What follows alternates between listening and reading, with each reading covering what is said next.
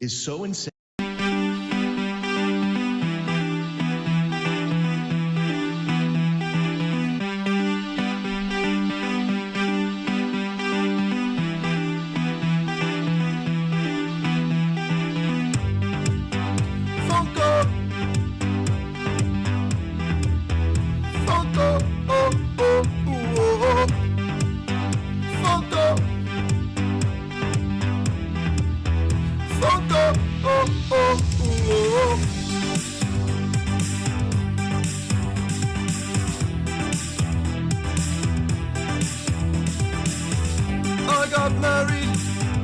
I got married to a Funko Pop. Whoa. We got wedded, conjoined in a Subway shop. Whoa. I'm married to my Funko Pop. Whoa. We got joined, coitus in a Subway shop. Whoa. Vitamins and biscuits and minerals, they come to me through a tube. My whole life is spent watching on a tube.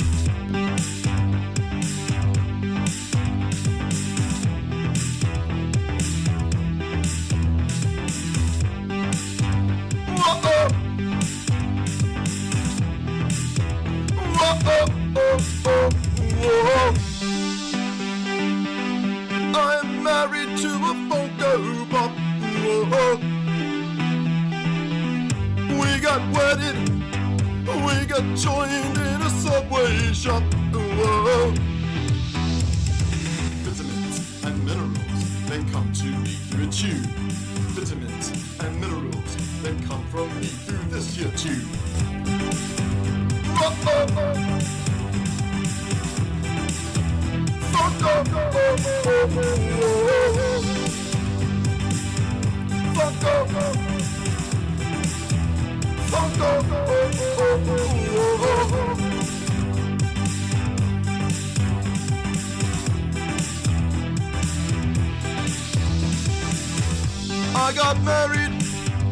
I got married to my Funko Pop.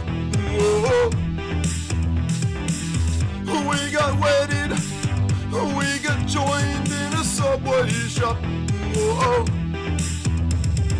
Love at first sight, love at first sight. What shall I do with love at first sight? Put it in my hand, throw it on the ground. Who knows? Just what will I do? We got wedded, conjoined in a Subway shop. Whoa.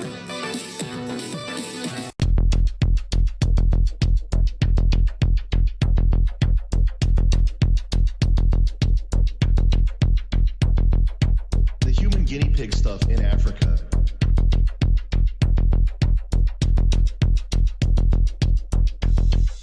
Is so insane.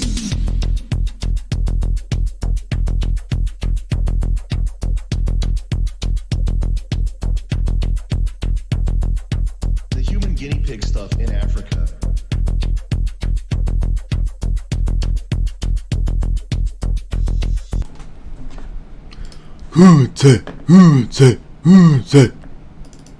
What's up? Forgot to bring up the window capture. Let's see. Kumite.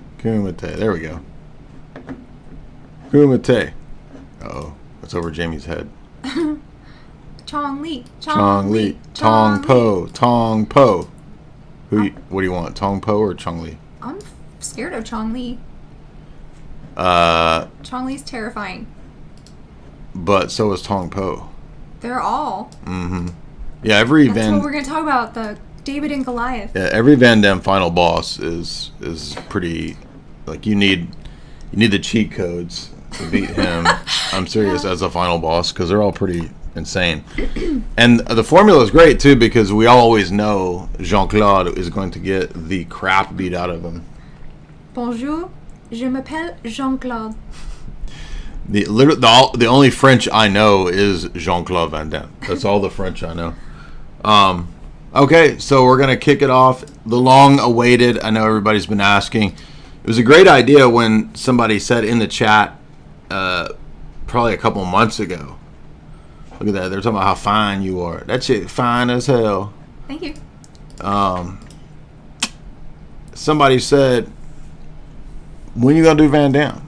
And I was like, damn. Right? Hands I up, was damn. like, Van Damme it. We ain't done it yet.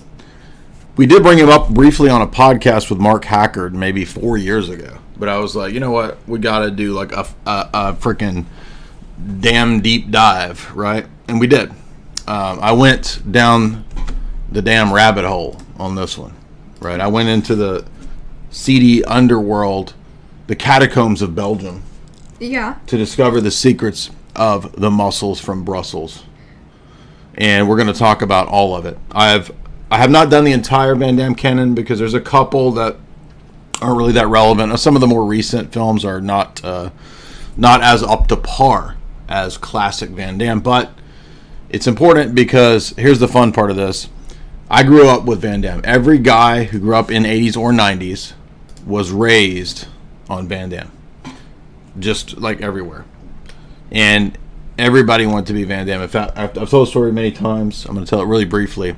I was such a fan of Van Damme that in 8th grade, when I got into a fight, I watched so many Van Damme movies, I convinced myself in my mind that I could do the kick to win the fight. And I missed. I mean, I actually did. Like, my foot was pretty high in the air. But I missed the guy's head. He was actually a short, stout dude.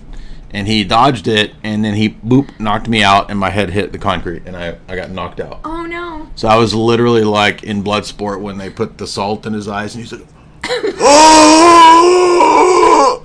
Except I was cold cocked. Oh, no. So that's how Van Damme I was. It wasn't full roundhouse. Like, I didn't try it backwards. I just tried like a normal, like, just head kick.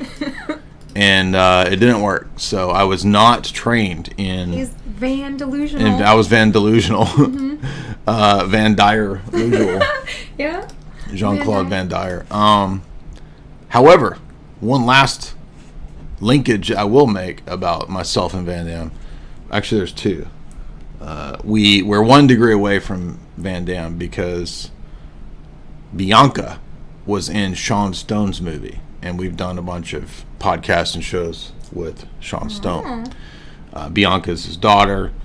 I don't know Bianca, but I'm just saying. We're 1 degree away. We're almost to the pinnacle of elite action, 90s action hero star status. Well, I have to be honest. Oh, this is the other thing is you've never What? seen it. This is the other No. interesting thing. This is what I grew up with. She's never seen any Van Damme movies until... Not once. And now she's seen a ton. I was scared because of Steven Seagal.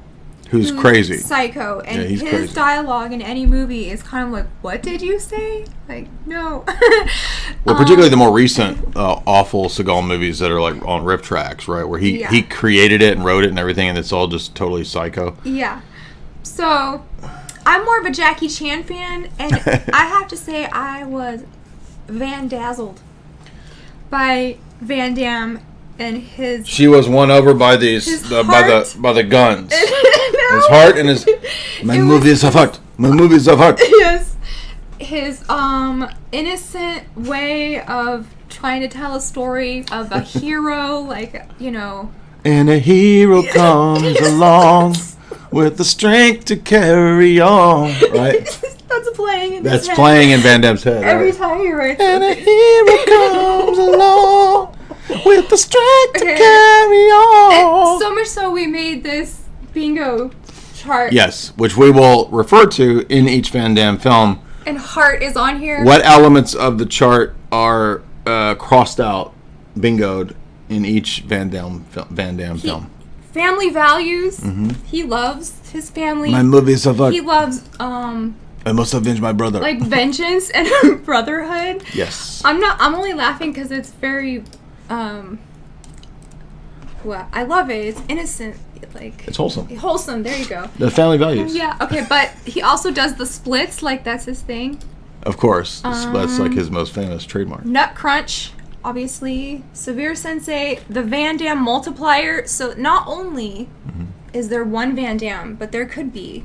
There could be There could be even up to 1,000. 3, you know. Yeah, exactly. Because of cloning. Well, the cloning, when we bring in Yeah. cloning, we're not just talking about twin That's brothers. why I put in, like the Van Damme multiplier because he was three people one time. It was like Van Damme cubed. Oh, in the TV show. Yeah. When there's Van Damme, Cliff, and then future Van Damme. Yeah. Yeah. Who was just Cliff, I think. Right? Mm-hmm.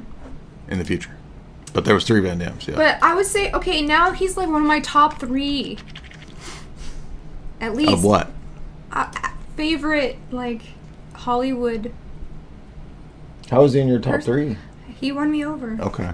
So I made a convert, and it took a little while because as we were watching these over the last couple months and taking notes, I was like, okay, you're like a blue belt level Van Damme initiate now. After she'd done about 3 or 4, after about 10, I'm like, okay, you're pretty much a Van Damme black belt now. You've seen 10 of these, you're fully initiated, and once you've seen actually about 5, you kind of get the pattern. But it's still fun. So, and there are some interesting suspicious elements. I'm not anti-JCVD. I'm not calling him into question, but could JCVD have any relationships to intelligence agencies? It's very possible. It's very much like Born Identity. Could be. So we're going to talk about some of those possibilities. Yeah. And of course, yes, people are talking, what about his background? So I actually watched a bunch of documentaries. I watched a bunch of interviews with Van Damme. His background, his whole story. So yes, he comes out of Belgium, and he was bullied as a kid. So he was like a skinny, a little 11-year-old nerdy dude. And his dad thought that he needed to be toughened up. So he said, I'm going to enroll you in martial arts because you're too skinny and you're getting beat up. And so he took to martial arts. He also liked dancing, which is interesting. And so, yes, he did study male ballerina stuff, whatever that's called. Yeah. Ballerina. That's okay. Ballerina? Ballerina. What's the male version? Ballerinist. What's the male ballerina? I don't know. Anyway, and apparently he was really good at both. He studied Shotokan karate, eventually got a black belt, started winning tournaments. But he was also offered a dance deal in some male ballerina outfit, which he said, because he had decided, funny story, I want to be a movie star. And his mom always said, you can be a movie star. So, one day when he was 12, he went to church and he prayed. And he said, dear God, give me 3 things. This is true. I want to be able to save the world. I want to save nature, and I want to be a movie star. So those were his 3 prayers. Yeah. And I don't know about saving nature. He saves dogs, I guess. But I don't know if he saved the world. Maybe that is yet to be seen, whether he may save the world in the future. Yeah. That may yet occur. But I don't know if he saved nature yet. But so, interesting character. And the more that you study about Van Damme, he is an interesting person. He's just a lot of these Hollywood people, like even like Nick Cage, they're just wild characters that are just fascinating oddballs in a good way. But we'll talk about some of the dark times because according to himself, he comes upon dark times in the late 90s and 2000s, particularly through cocaine and ladies. We'll get to that in a moment. But first off, where does Van Damme get his start in Hollywood? Well, he decides at a certain point when he's studying karate that he would rather be an actor. And although he enjoyed karate tournaments, he wanted to be a movie star. Remember, he had asked God for that. Mm-hmm. So he moved to Hollywood, and he had a really tough time for several years. And he was bussing tables and living out of his car at one point, and didn't think he was going to make it. And then one day, sparring at a gym or something, or something like that, he ran into a guy who was friends with Chuck Norris. So then he befriends Chuck Norris and gets to spar with him some, and kind of sees Chuck Norris, I guess, as like a mentor, as like a person to look up to. And then he decides, okay, maybe Chuck's my in. This, I assume, is the in for Cannon Films. As you guys know, if you're a movie buff, this was a classic 80s era company, a little bit of 90s. They eventually went out of business, but they were a fascinating corporation, enough so that they made an entire documentary about Cannon Films, which is actually pretty good. It's worth watching. It's called Electric Boogaloo, The Wild Untold Story of Cannon Films. I recommend movie buffs to watch that because Van Damme is a key player, an important figure in the rise of Cannon Films back in the 80s. So there's a lot of B movies, a lot of action movies, like horror, like B horror movies. But they were a gateway into like mainstream Hollywood, right, through these kind of lower budget movies, some of which are actually okay. They're not all bad movies. Some of the Cannon Films are actually pretty entertaining. And the first that we're going to talk about, there are some others. We didn't do Black Eagle, and we didn't do No Retreat, No Surrender. Those are I think those are the earliest first features of Van Damme. He can barely speak English, and so they just kind of give him these menacing villain roles. But here he's the first star, and I think the story is that he got like $300,000 or $400,000 or something like that, around in that frame of that vein, for being the lead. And this was his first lead this role? is his first lead role, I think. Yeah. So he gets like $300,000 or $400,000, and apparently he was kind of a sassy, kind of wild guy even early on, and he really wanted to spar with people. And so the guy that he was sparring with, I'm not sure which guy it was. It might be the big black dude that's like the main villain, the sort of Arnold Schwarzenegger-ish version, black guy version of Do Arnold. his impression. Like basically the black guy has no lines except that for the entire final fight sequence. He It's has just scary him. White Walker eyes, and all he says is "Rah!" Yeah, he has a few lines. He's got really jacked up teeth, which I guess makes all him do. perfect for this role. But Cyborg was set in North Carolina, which was yeah, kind of creepy. it's weird because the scenery of them in this apocalypse, North Carolina, or Wilmington, is that North Carolina? Yeah, it's literally like what's happening right now. So we were watching that, and it's like, wait a minute, these are like people in North Carolina are in an actual like apocalypse scenario. This is crazy. Mm-hmm. So Van Damme gets. They crucified him. Hold on, I'm gonna get to that. Oh, okay. So, but he kicked one of the guys really hard. Oh, right. And they sued him, and so basically his entire first big fat paycheck he had to give to this dude that he kicked too hard. It's like $400,000. Nice. But Cyborg was a hit, and it cost not that much. Maybe Van Damme didn't even get that much, but basically lost all of his money as he was starting out, his first big paychecks. Cyborg didn't cost that much, but it ended up making $10 million as this B movie, which was a huge return. I think it cost $3 million and made 10. So this kind of gave Van Damme some credibility in a series of films at Cannon, the next most famous of which would be Bloodsport. But I do want to note that, yeah, there's some weird imagery in Cyborg. It was not nearly as bad as I expected. I remember in 8th grade renting Cyborg from the VHS store in a small town that I used to live in, because there weren't very many options, and Cyborg was one of the few. I loved Van Damme and sci-fi, so this was like ideal. You have to sit through the slowest love scene of all time. Like, they're literally going in slow motion in the love scene, right? And they use the same footage twice in the movie, so it's like 2 times. Yeah. For a B movie, though, like the effects and the imagery, the cinematography is actually pretty good. I mean, they did pretty good on a very small budget.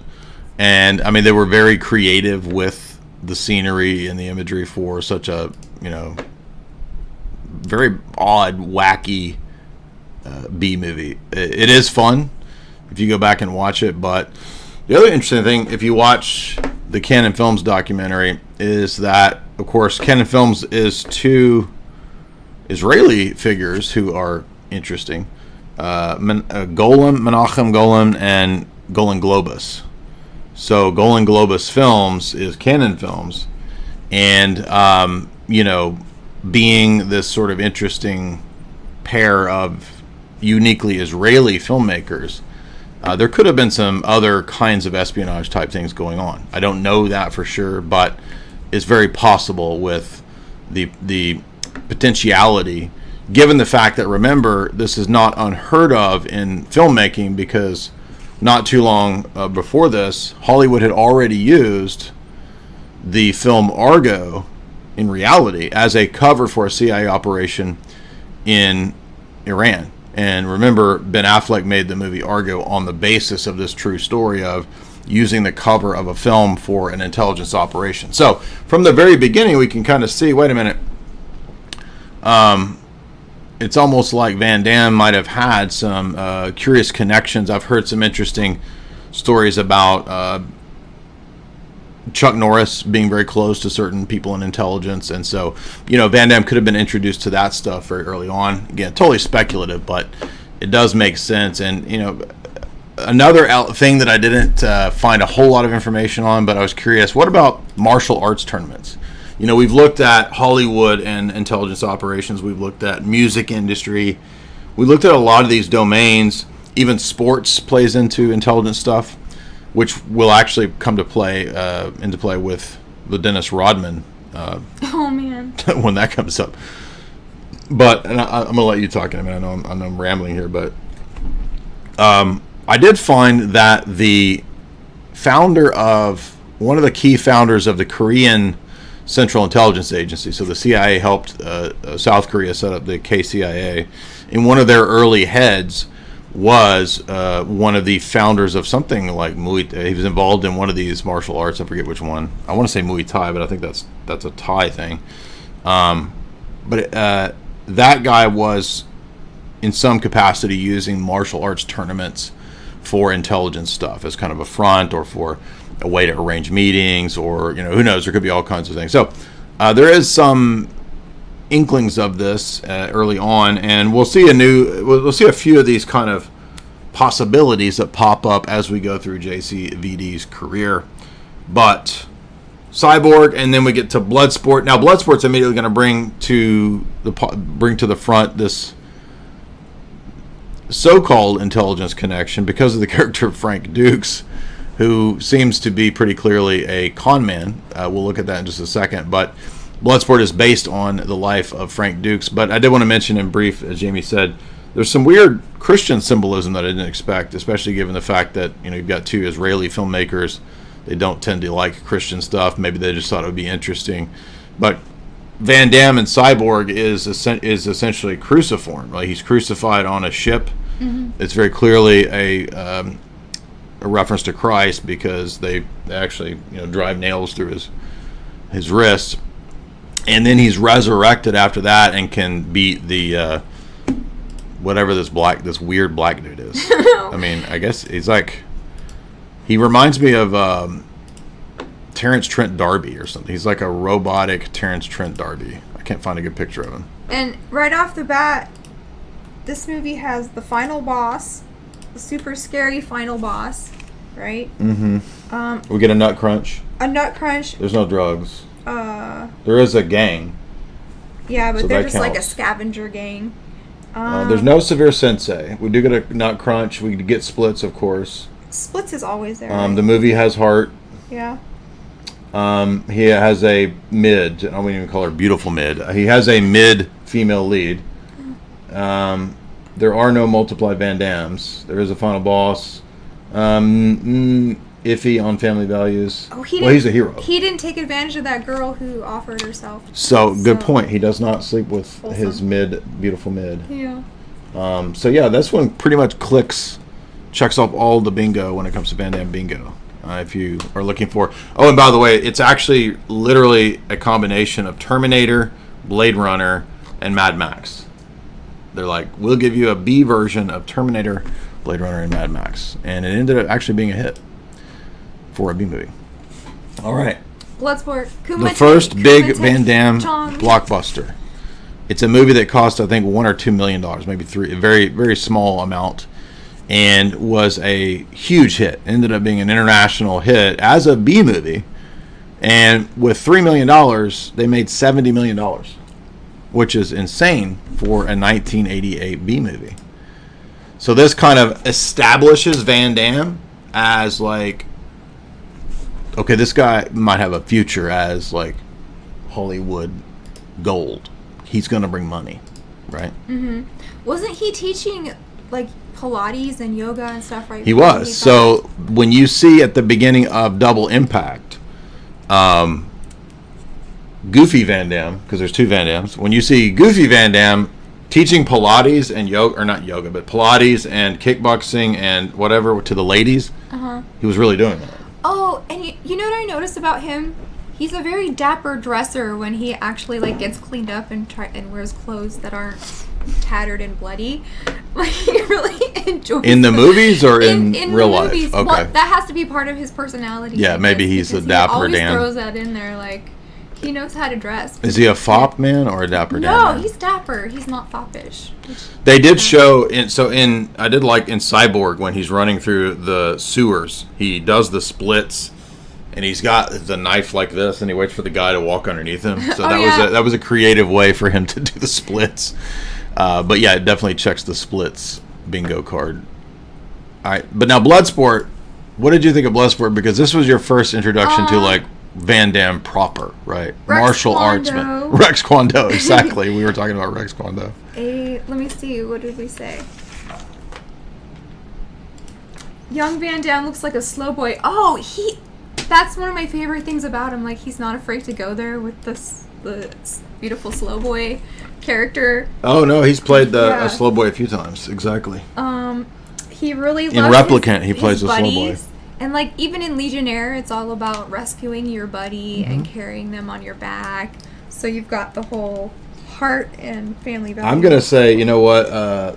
Pretty much, Bloodsport almost checks every box except family values. That's the only box that isn't checked in Bloodsport. This one, he was a super soldier, right? No. That's Universal Soldier. Come on. Oh, no. Yes, it is. Well, what's the one where Universal Soldier. Trust me. I know my Van Damme. He does the Triangle of Manifestation. Van Damme it. Trust me. I know, but what's the one where the army, he has to make them wait for him to win? They're like trying to get him back to come back to the base. He's AWOL. He's AWOL. That is Lionheart.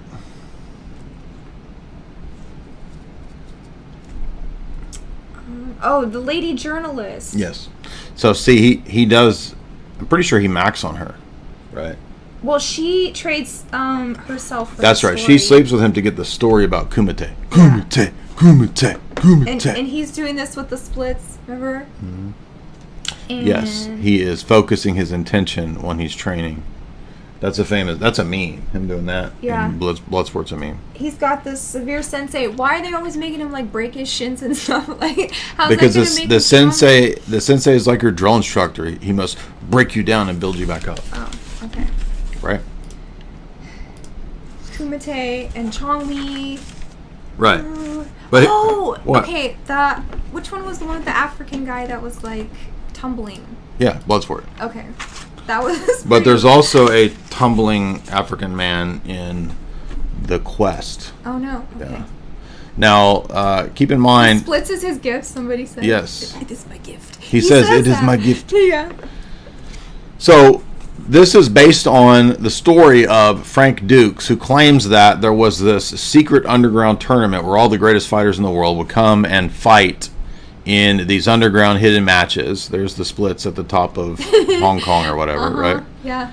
And it was very controversial because the character Frank Dux had this wild background story. And in the world of martial arts, I don't know a lot about it, but in the world of martial arts, you have all of these con men. It's a world full of con men who claim to be martial arts masters. And this guy did a pretty good breakdown of Frank Dux and all the crazy stories he's made up. But once again, the intelligence connection comes in because Frank Dux claimed to be a CIA operative and that he worked for Mossad. For sure. Frank William Dux was born on April 6, 1956, in Toronto, Canada.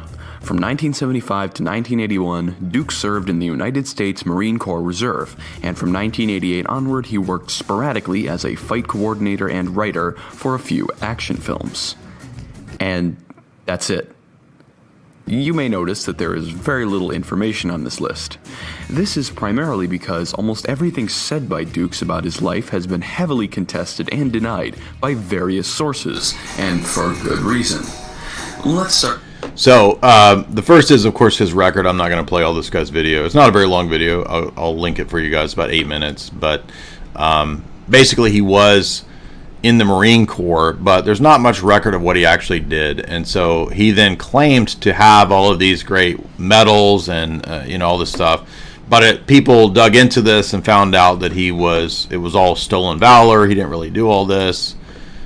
Allegedly. Okay. But he claims, well, they scrubbed my records because I was doing all of these secret Black Ops missions, and I was doing it for Mossad and for CIA. So, yeah. Is this the one with the big tall guy who was his friend? Yes, the biker. Okay. Right. So, and then he claims, I broke the world record by knocking a dude out in 0.12 seconds. Right. So, kind of outlandish, claims for Frank Dux and all of his stuff. And the other thing that's funny is that the character that Frank Dux claimed was his sensei, because remember, Bloodsport's based on Frank Dux, was named Tiger Tanaka. Now, if you're a Bond film fan or a buff, or you read the books, you know that in one of the Bond stories, I think it's You Only Live Twice, Bond has to go talk to Tiger Tanaka. It's a fake name. So it looks like Frank Dux is pretty clearly bullshitting, right? So, are you Team Chong Li or Team Van Damme? obviously Team Van Damme. What do you mean? You can't be on Chong Li's team. That's crazy. You're talking crazy. What? The final boss is always so outrageously cruel. Yeah, you got to establish that he's like next level cruel, and he likes to he'll break your neck for fun. Yes. Yeah, literally. I know. But this one had the death punch or something. Yeah, the death touch. The death touch, whatever that is. Jin Muk death touch. Which is I don't know, like Kill Bill, like the 5-finger death, whatever he does in Kill Bill. But they're all jealous because when Van Damme shows up, he does this to the bricks, and nobody else can do it. Yeah. And they're like, not all the bricks, the bottom brick. So he has to break the bottom brick. But Van Damme breaks all the bricks. Anyway, so long story short, Bloodsport is a wild, fantastical tale based on a wild, fantastical tale from a guy who made up a bunch of stuff. He does also teach him some of the Eastern mysteries, and there will be a phase, these early martial arts themed movies of Van Damme, where there's a lot of Eastern mysticism, which is interesting. It will come up especially in Kickboxer. But the other element that's interesting is that we have the drug gang tie-in because the kumite has to occur with the permission of the triads. And I have heard that these kinds of things are true. Like when you do try to have these, even raves, like if you have a rave in Japan, you have to get the permission of the Yakuza to do it. Presumably you would have to get the permission of triads as well to do these kinds of, even though I don't think the kumite is real, but the principle behind doing these kinds of things is you have to get permission from the gangsters. What? You know what else trope he likes? What? The rascal with the heart of gold. Like when he is the clown that is with the orphan children. I am a rascal, but with the heart of gold. Or the pickpocket, I have the children. Honest thief. Yes. Like he loves that. Yeah, that's the quest. The quest is awesome in a funny way. What's the one where they're trying to steal that giant statue? The Quest with Roger Roger Moore. Yeah, we'll get to that. Okay, so again, we've got organized crime, and because Frank Dux is a CIA operative, the government is sent to bring him back because he goes AWOL. Dux, what are you doing? And they send Forrest Whitaker to get him, of all people. Oh, yeah. Remember? Yeah. So young Forrest Whitaker has to track down Frank Dux. That old rascal Dux has run off again. That's what I mean. He was like AWOL out of his... Yeah. Yeah. But that's not Lionheart, where he's AWOL from the French Legion. What? Nothing. There's just overlapping. Someone should make a Venn diagram of like Van Damme's. But I'm just saying, notice the pattern is Van Damme is playing a guy who supposedly is a CIA operative who's in martial arts tournaments. Even though it's bullshit, what if Van Damme is the real Frank Dux? Frank Dux is a fake. But what if Van Damme is the real Frank Dux? He is Exactly. meta like that. That's what I'm and saying. His TV show That's what I'm is saying. super I know. meta like We'll get to that. the TV show, Oh, which is okay. really good, by the way. Also, something interesting that comes up is that they have to go to an underground secret society, the Black Dragon Society, which there is something akin to this. It's not in China, though. It's mentioned in the Sexpionage book in Japan. So, but who knows? I mean, if you were going to create an Asian secret society, the first thing you would name it is the Black Dragon Society. So there's probably been 20 of these in the history of the world. Anyway, so not much else to say here. I'm not sure why I put Super Soldier on there because we were going to talk about Universal Soldier, I think. But he also did the blind T training, which is the way that he ends up winning against Chong Li, which is very Eastern mysticism Jedi stuff, right? What do you think? Mm-hmm.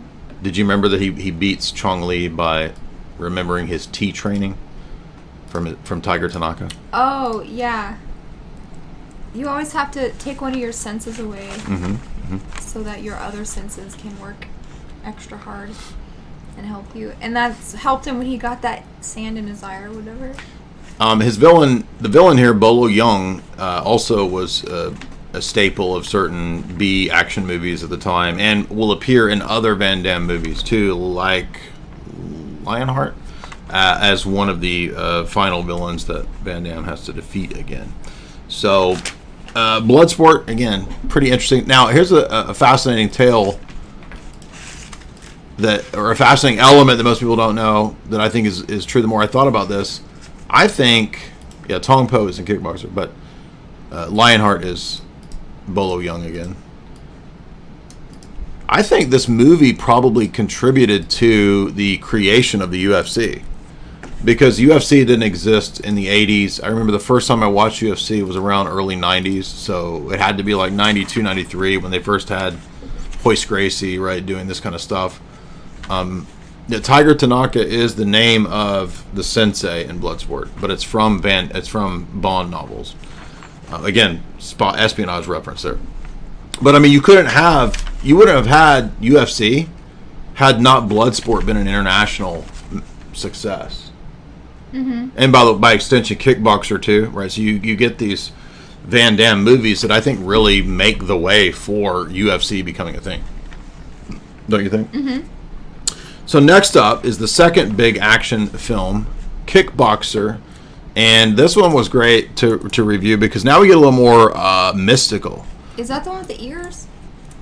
The ears, what do you mean? The necklace of ears? No, that's Universal Soldier. Okay. This is the remember you were He she was upset when the doggy got the knife thrown into him. Oh, that one. Well, that one's Dolph Lundgren too, right? No, Oh man. you're totally confused. Kickboxer is Muay Thai, Thailand. Okay. So he goes to Thailand. Uh-huh. I'm sorry, I pulled. This is Lionheart. I want Kickboxer, not Lionheart. Thai temples, Muay Thai. Yes. The dog getting the knife thrown in it. Okay. Remember? Did that have a sensei? Like he had Yes. live in the village? And the sensei is like pulling his legs apart like a super Yes. split. Yeah. They're gonna crack Van Damme in half in this one, dude. Right? Yeah. So the movie Okay. starts with an American kickboxing champion. Van Damme is his brother and his coach, right, or his hype man in the ring or whatever, right? Yes. Well, the brother gets paralyzed by Tong Po, Oh yes. and so Van Damme I must get revenge. I must beat him for my brother. His brother. Yeah, He wants in to the avenge the wilderness. brother. This is Tong Po. This guy right here. He's scary. They're all the bad guys are scary. He wouldn't be a bad guy if he wasn't scary. However, we find out that in order to, this ends up involving local drug gangs once again, and so they call upon the assistance of a black guy who turns out to be a former CIA Black Ops guy. who is also ready to assist with eventually assassinating the gang members. Because you can't have a Muay Thai championship without the local gang members being involved. Oh, gosh. And then the CIA gets involved. Did this have a nut crunch? Of course it has a nut crunch. Does it have heart? Of course. Does it have the beautiful mid? Yes, she was an Asian mid. This one checks all of them, right? We do not have multiple Van Dammes. Oh, So dang we don't have that. Okay. But we have Almost. drug gang and everything else. We almost hit bingo. We forgot to put like CIA stuff, but that could go under there. Yeah, so the other thing that's odd about this is that Van Damme seems to become energized with ancient Thai pagan warriors. So there's multiple scenes where he goes to meditate in the ancient ruins, and he starts to hear the voices of the ancient warriors. And eventually they sort of possess him. Do you remember this? Mm-hmm. And his sensei tells him, here's the sensei guy. He's like, you will experience this. This is what you're going to, the spirits of the fallen soldiers will, they will help you, basically. So it's like ancestor worship, Eastern mysticism. It's pretty crazy. Exactly. Yeah. And he puts poor Van Damme through the most rigorous training. I mean, if you thought Tiger Tanaka was bad, I mean, this guy's like, again, he's ripping his nuts in half. He's making him like kick glass bowls. I mean, it's just horrendous. Did he make him like break his shin bone on this? This one. Oh, okay. He makes him kick the tree until the tree falls. Remember? Yeah, dude, that hurt. Yeah, it's pretty. It's hard to watch, even though it's like a goofy movie. It's hard to watch. Anyway, but this makes me wonder, if we get really conspiratorial here. I'm not saying that this is real, but if we do get really conspiratorial, is it possible that perhaps in MK Ultra, I know that they studied Eastern religions at one point in the 1970s as an adjacent MK Ultra study, which had to do with Buddhism and positive thinking and all that. That was adjacent to MK Ultra. Is it possible that they did MK Ultra studies also in terms of human pain tolerance and martial arts mind over matter pain tolerance stuff? I could easily see how that ties into MK Ultra stuff, especially if you're talking about people who need to be killers, assassins. Is that when you talk about pain and stuff, I always think of Mel Gibson, and he was in conspiracy theory. Mm-hmm. Oh, and they were testing his pain thresholds. Yeah. Exactly. Well, remember Bruce Lee was like actually obsessed with pain thresholds. Do you know that? Oh, really? Yeah, he was like all about trying to take his body to the most pain it could withstand. That sounds and then like black magic. It's almost demonic, right? Yeah. But then I think that contributed to how he died. I don't remember how Bruce Lee died, but it also verges on like weird BDSM stuff. Well, that right? David Carradine. Some people think he might have been offed. Because sometimes when they off you, one way that they can do that is make it look like you were engaged in autoerotic whatever. But the character in Kill Bill is like based on all of these crazy senseis that just take you to the exactly. point. Well, he's the it's based on the guy that David Carradine played. Yeah. The master, the sensei master guy from the 70s show. But so yeah, this one made me think. Okay, so Van Damme's traveling around and learning Eastern mysticism and testing his pain thresholds, right? So this is that odd. could be part of like tantra and stuff. I don't know if I've come across anything about pain specifically, but oh, by the way, I was wrong. The creator of when I said the KCIA guy, the Korean Central Intelligence, the guy's name is Nam Tai Hee, and he's the co-creator of Taekwondo. And he was one of the key heads of Korean Central Intelligence. So here's a clear connection to intelligence in the martial arts world. But again, that's all I could really find. I couldn't find a whole lot about it, but definitely some weird mysticism in this one. But moving on is, I think, next up is Lionheart, which we just talked about. What did you think of Kickboxer? Good. That was the dog and the wheelchair guy. Yeah. And of course, we get all the same tropes. Yep. Solid Van Damme. Thank you guys for those super chats. I want to remind you 8 out of 9. Exactly. Oh, we almost had all of them there, right? Yeah. So it was like essence of, if it gets a 9, it's like pure Van Damme. Yeah. That's like black belt Van Damme, That's right? like A level, that's level 9 Van Damme, right? Freebasing Van Damme. Yeah. Now I want you to chime in. I feel like I'm over yapping. That's okay. Because A lot of these run together because I fell asleep halfway through. well, we got to do. I got the essence of them though. Now I wrote some Lionheart notes somewhere, but I think I lost them. I liked. Oh, here it is. Lionheart is interesting because once again, we're going to have the intelligence connection, and this is odd because. So guess who co-writes Lionheart? Van Damme himself.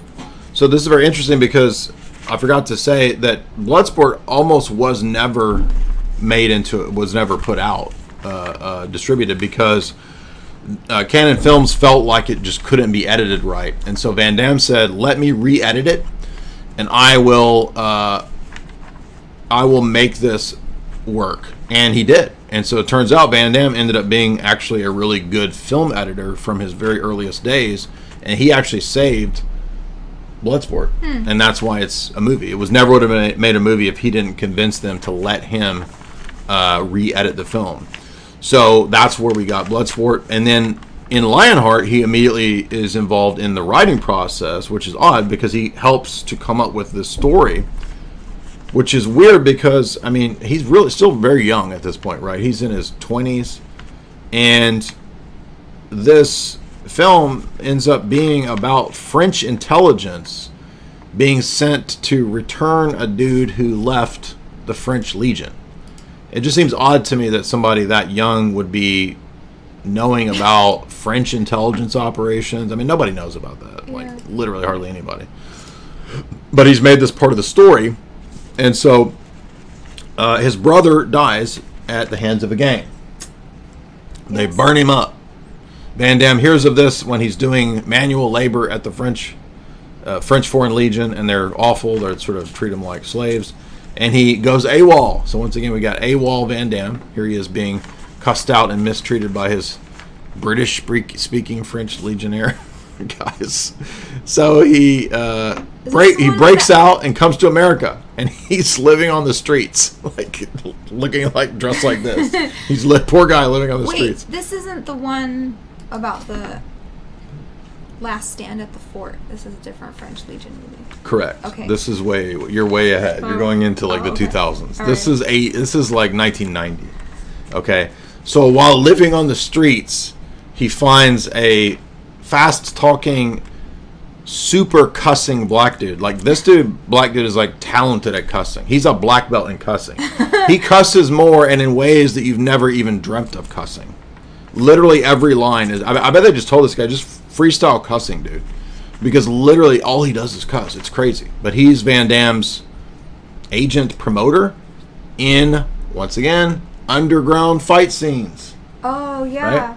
He probably fought for elite people and like. Well, that's what this is about. So this one is about elite parties where zillionaires get together at estates and mansions and underground warehouses and bases and pay top dollar to bet on bare knuckle fights. Yes. And beating the crap out of each other. Yes. And the possibility that you could also die. So again, Kumite, but it's Fight Club.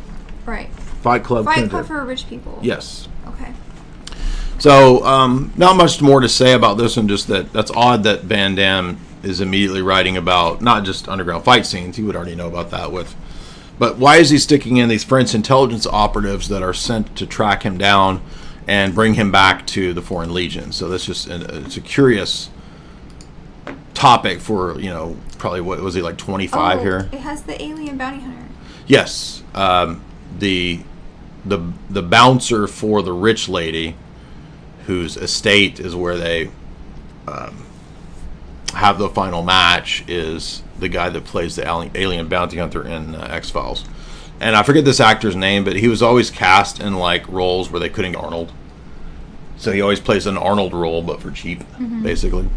But I actually enjoyed Lionheart more than I thought. It has this funny thing where he, like, the whole thing is him just doing all of this and almost dying so that he can give some money to his brother's wife, Oh, who has a yeah. little kid. That's all all he wanted to do was that. So it's like super wholesome. He just has to win the prize money. I just need to get the money for the kid. Mm-hmm. They will be evicted from their house. They will lose their apartment. Yeah. I will save them. And then he's He gonna be. loves them Then he's gonna be single moms. He's gonna he loves single moms. He's there to save the single. And then he's gonna be trucked off back to the Florin Legion. Remember? Yes. And it's got a great ending because the French intelligence operatives that are sent to bring him back, they're like, get out. Yeah. They can't do it. They don't have the heart to do it. They just let him go. He They won let him him over go. with his Lionheart. His heart. Yeah. And that's why, again, It's got heart. my movies have heart. Van Damme is very proud of all of his movies having heart. Now, if you don't know, there's going to be more indicators. Have you heard? We'll get to this in a little bit. But Van Damme talk about conspiracy stuff. Did you know this? Yes, I did. 'Cause I showed you that his clip, didn't I? TV show also. Is a, Not just the TV show, but interviews that were controversial where he maybe said a little too much. do you have any? This makes me like Van Damme. What? Do you have any to play? We will get to it. Okay. Double impact. Now it gets crazy. We're getting the Van Damme multiplier. Okay. Somebody's first turning that machine on to churn out the multiple Van Dammes, right? Yes. He's been twinned. Now, I have to say, Jamie unfortunately fell asleep for this. And of all of the Van Damme, this one I actually enjoyed. This is one of the most enjoyable. This one is so ridiculous, so preposterous, so wacky, and so entertaining that it is actually still a really good movie. Is this the one where they were separated at birth? Yes. Oh. Okay. And So- it's Chad and what? Chad, like if you watch it on Amazon, it has Van Damme as Chad, and then it has the exact same picture of Van Damme as whatever Alex? the brothers, Alex and Chad. Yes. Oh, goodness. I mean, it's so ridiculous, but it's so awesome. I mean, this movie is great. Okay. In a fun, just But even that font. suspend your disbelief. That is the font of the 90s. It is what's not is Van Damme font. Yeah. This is his font. I mean, he owned Yeah. this font for Lionheart, for all of these. Yeah. Look at. That's Van Damme. But look, there's two of them. Can you handle two Van Dammes? You thought you could handle one. You can't handle two. Multiplying, babe. Now, here we have the triads again. We have Chad has to work with the triads because Chad Van Damme is a crime boss who wants to reform. He has a good heart, but he's a dark, serious, brooding character who has a hot, blonde British girlfriend.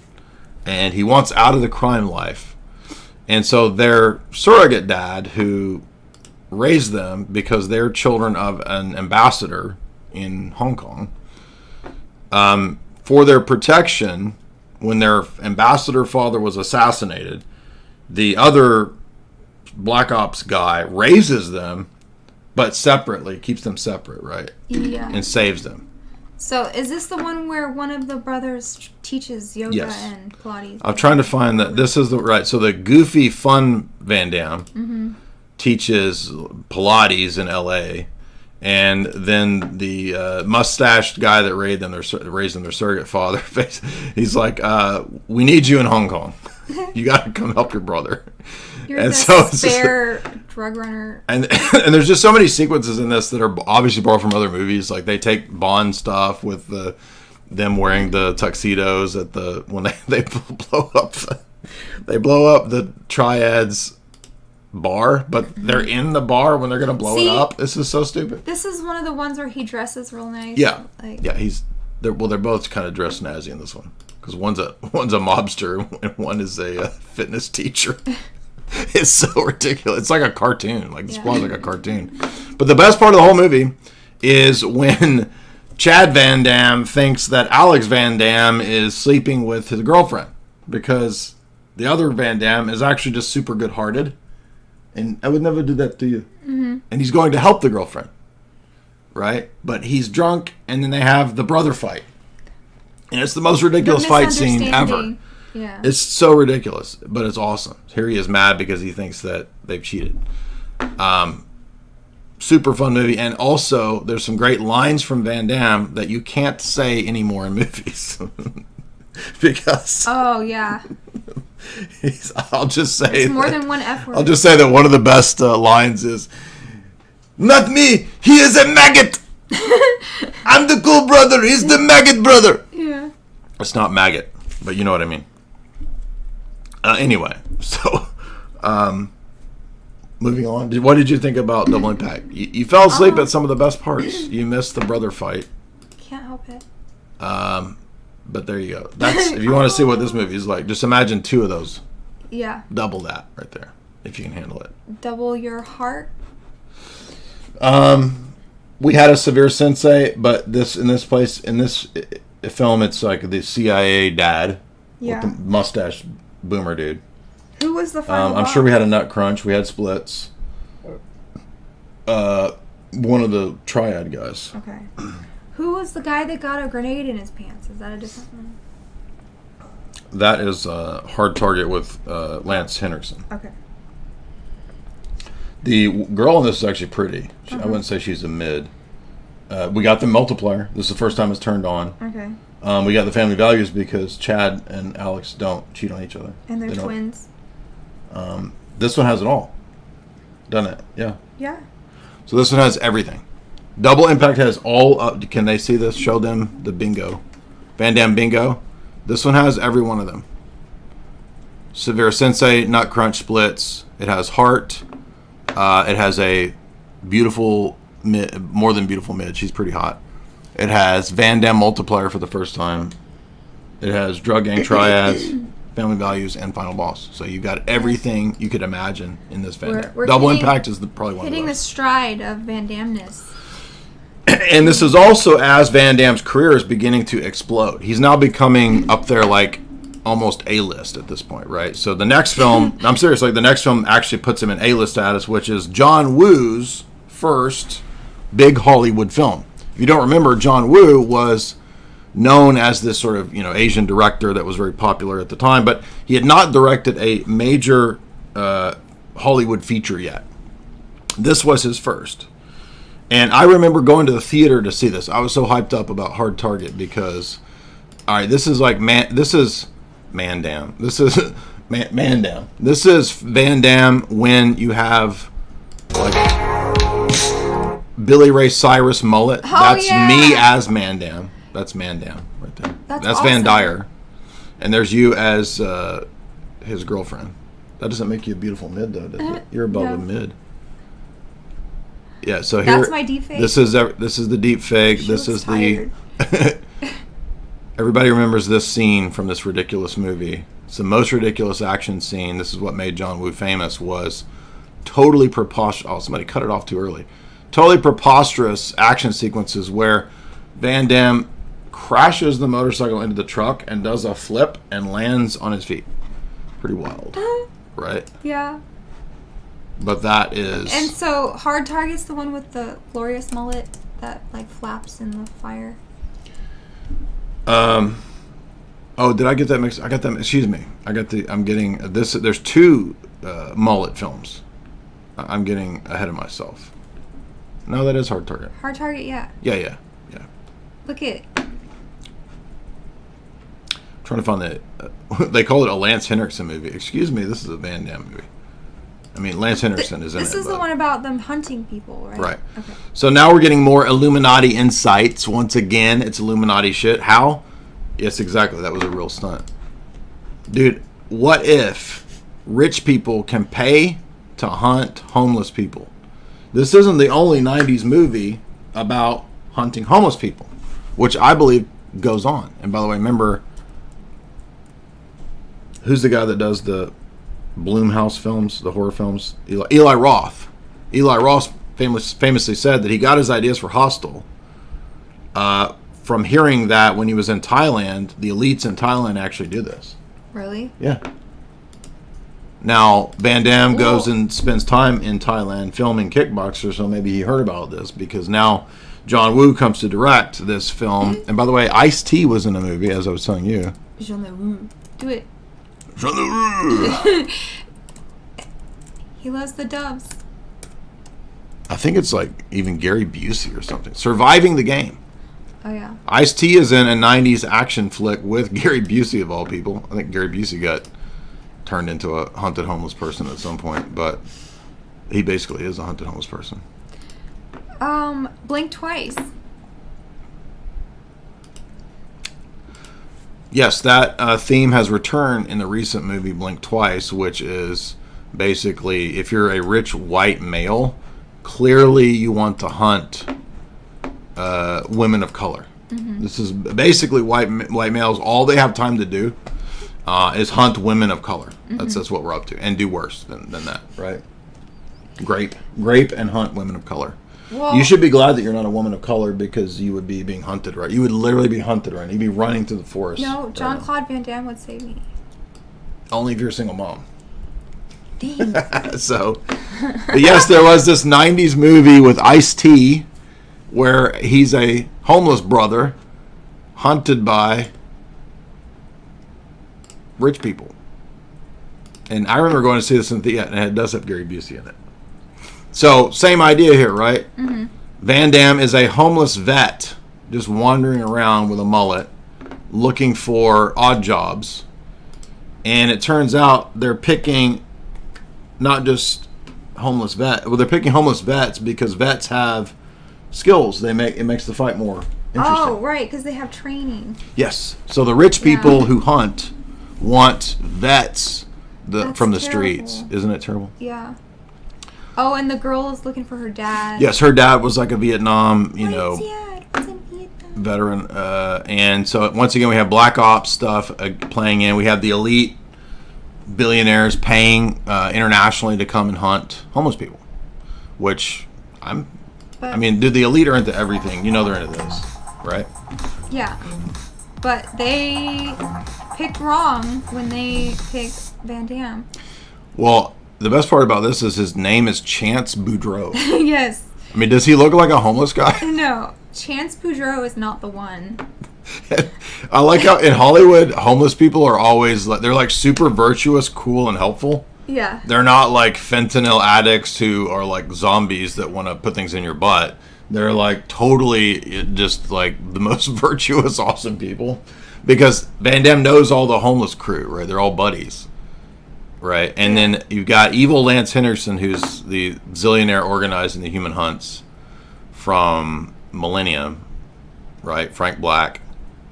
Here's the sequence where Van Damme does the flip and lands on his feet and then shoots the truck to make it blow up. Yes.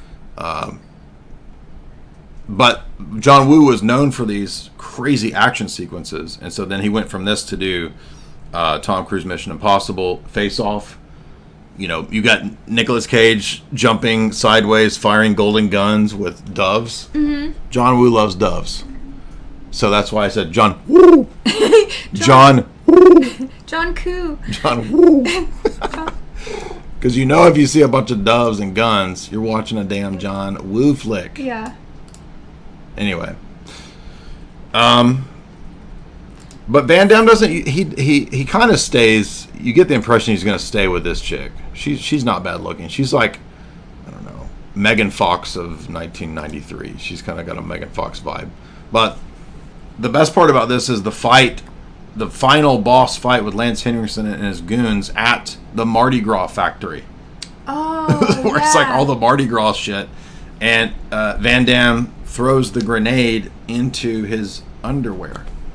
Because they're doing all this in New Orleans, in the bayou. So, Yes. I mean, what better way to take out Lance Henderson than a grenade in his whitey tighties? And he goes pop, pop. What do you think? What do you think of hard target? If you look at his whole career as a whole, it's very Super Soldier, Jason Bourne. Like it's got all of it and more. Remember the Prisoner episode? And yes, I do. We're gonna get to that's Double Team. Double Team is just like basically, literally, Van Damme is in MK Ultra Mind Control in Double Team. But did you called it Most Dangerous Game? Where did you hear that? I think that's from like Springmeyer or Kathy O'Brien or one of those people said they would call it that, the Most Dangerous Game. But you're getting into the game of like you could have double target or hard impact, or you could start Oh playing yeah, you games could have such it. as You could have a whole game of naming Van Damme films from all of the other ones. Blood Boxer, Double Kick, Kicksport. Yes, double kick. Kick Impact, Target Kick, Gift of Splits. Universal Target. Yeah. Universal Impact. Yes. Okay. How about- Sudden Death. They all have two words, don't they? Yeah, sudden target. Hard no. Death. Sudden Target. How about double death? Double Death. Yes. Yeah. And then he goes for one-word titles. Then he goes to the quest and the order, right? So, Yes. okay. Yeah, this was a huge hit. By the way, it has Beatus Brimley in it. Wilford Brimley, Beatus, remember? Medea Beatus. And he plays a old French. What's that weird accent they speak down there in New Orleans? Creole. Wilford Brimley plays some old Creole coot. It's crazy. Anyway, Target acquired Lionsport. Yeah, these are great. Yeah. What's an alternate title Van Damme generator Van Damme movie generator titles? Yeah. Exactly. Hard lion boxer. Hard Lion. Lion Target. Lion hard. Lion Hard. Remember there's a really funny joke in the Jean-Claude Van Johnson show where they're like, "Are you a time cop?" And he goes, "No, they're not actually called time cops. They're called time police officers." Yeah. How about time soldier? Yeah. Yeah. Time Soldier works.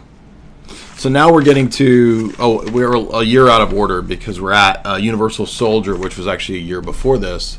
So these two are like the peak of Van Damme. This is like the next couple films and Timecop are the peak. This is like peak of Van Damme.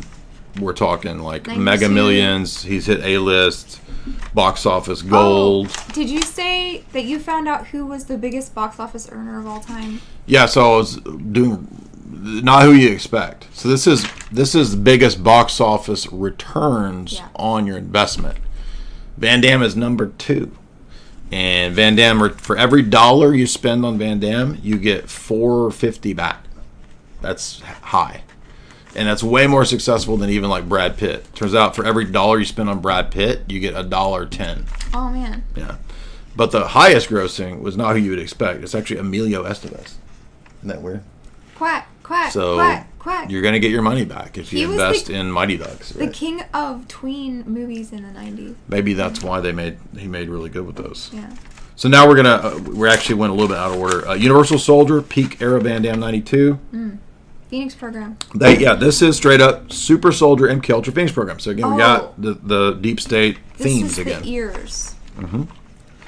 Dolph goes full Phoenix program in terms of ear necklace. And this is where I remember I was making these ear necklace jokes years ago. I was like, where am I getting that? Isn't that Dolph Lundgren? Yeah. And I totally forgot it's in Universal Soldier. He's like, I'm all ears. Oh. You guys remember I've done a whole talk on Douglas Valentine's book on the Phoenix program. And I did the whole Boomer Garcia. Oh, yeah, man, I had a vision quest when I seen the Marines coming over to, the 45th Division coming over there when I was tripping in Hanoi. Boomer Garcia, right? Yeah. Oh, it's very Apocalypse Now, too. Exactly. So 1969 Vietnam, Van Damme and Dolph. So this is the first pairing of two 80s action mega people, right? Dolph never really was totally popular in America. I think he was popular kind of globally. But here they put him in with Van Damme, and this is a perfect like mega hit. This was just huge. And so because of the Phoenix program running crazy in Dolph starts killing all his own soldiers. And so they end up blown up in Vietnam. And then they're put into a secret Pentagon program where they're put on ice, right? Van Damme sickle. It's like, remember Adam from Buffy the Vampire Slayer? Yes, exactly like that, yeah. The terrorists, then we flash forward to 1992. Terrorists are taking over the Hoover Dam, which is an odd esoteric site as well, if you look at the artwork and the symbolism of the Hoover Dam. By the way, Isaac Weishaupt, Illuminati Watcher, has a really good 3-part podcast on the weird esoteric symbolism of the Hoover Dam. It's been used in a lot of films. But they are then brought back, resuscitated as cyborg soldiers. So this is literal super soldier program. So Phoenix program morphs into super soldier. I guess, like, his resurrection arc, too, is, like, the bonus of the bingo, because he loves that back from the dead storyline, too. That comes a lot, yeah. Yeah. I mean, that's kind of just a literary trope, but he definitely utilizes. I think one of the reasons for Van Damme's success actually was using a lot of these tried and true, like, things that work, that are simple. Because remember, Van Damme becomes... He's famous in America, but he's also internationally famous. So he's, like, vibing with all of the young men in the world at this time, right? And he's using, like, really simple kind of, like, archetypal motifs. Yeah, the hero's journey. Yeah, exactly, that kind of stuff. So we fast forward to the future, and Van Damme and Dolph are engaged in these missions that they're run by this secret, like, DARPA program or whatever, but it turns out they still have repressed memories from their Vietnam days that are bubbling forward. So the trauma-based mind control stuff isn't working. They're having MK Ultra time distortions. They're having dissociations. That's like RoboCop 2. Like, Yeah, exactly. And because they don't know that they are in 1992. They think it's still Vietnam times and they're still on their mission, right? They're Boomer Garcia. They're in their Boomer head. Garcia, but they're like in Now they have to 1992. catch up to Yes, rap music. in the exactly. 90s. Hip hop. Hip hop, yes. Will Smith, Jazzy Jeff. Yeah. So MK Ultra, by the way, in real life, actually became MK Delta, MK Surge, MK Naomi, and it turns into the Super Soldier program. Which, yeah, was real heavy in Vietnam. So it's like Vietnam to future with MK Ultra. No, but I'm saying in real life, MK Ultra actually becomes MK Search, which is Super Soldier human modification programs. Oh, In reality, yeah. it becomes DARPA implantable chips, cybernetics, all of that, human bioengineering, human augmentation, right? So they're GMO super soldiers, genetically modified super soldiers. They are programmed to not question and only take orders. Oh, and they need their Gatorade injection. They take to Gatorade injections, right? Yeah, whatever. always a serum glowing serum that keeps that them you inject. Exactly. under your control. You need the serums. So we have transhumanism. Obviously, is a whole theme of this whole movie is Phoenix Program and Ultra transhumanism. You said JCVD has a tard face half of the movie. Oh, because he doesn't know how to eat. Oh, It's like, yeah. why would you fit? So you can walk around and do shit, but you don't remember how to eat? That didn't make any sense, right? He was like that in that other one where they had to train him from a baby, Yeah. where he was in a pod. Replicant. Yeah. So it's like you trained him to fight, but you forgot to train him to eat. Yeah, he Like, can't sit at a table and feed himself, but he can kill you. So he goes into that like Texas diner and he doesn't remember how to eat. Yeah. He's like, eat. And he's watching old people eat, and he's like, eat. He's not afraid to go there with the plain, He's stupid. like, he goes full tard, Yeah. right? Like Robert Downey Jr. said, don't go Yeah. full tard, and he Yeah. does. You have beautiful ears. Dolph's ears. Dolph is juicing. So they're like super steroids. It is a reference to steroids too, Yeah. because they're like injecting that. Yeah. They have this epic, 3-day fight sequence, him and Dolph at the end. That's like a bunch of those Marvel movies, like maybe not Marvel, but Spider-Man. They inject the people with the. Speak up to them. Don't they do that in Spider-Man? They're trying to create, or Hulk, or one of those.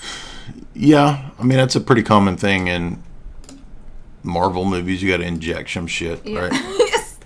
The Or neon something green won't goo work. will make you a Gatorade. You killing gotta. monster. You gotta Okay, have Gatorade. don't But they take- make the system makes you dependent on Gatorade, Yes. right? If you inject the Nickelodeon slime, you'll become a killing machine.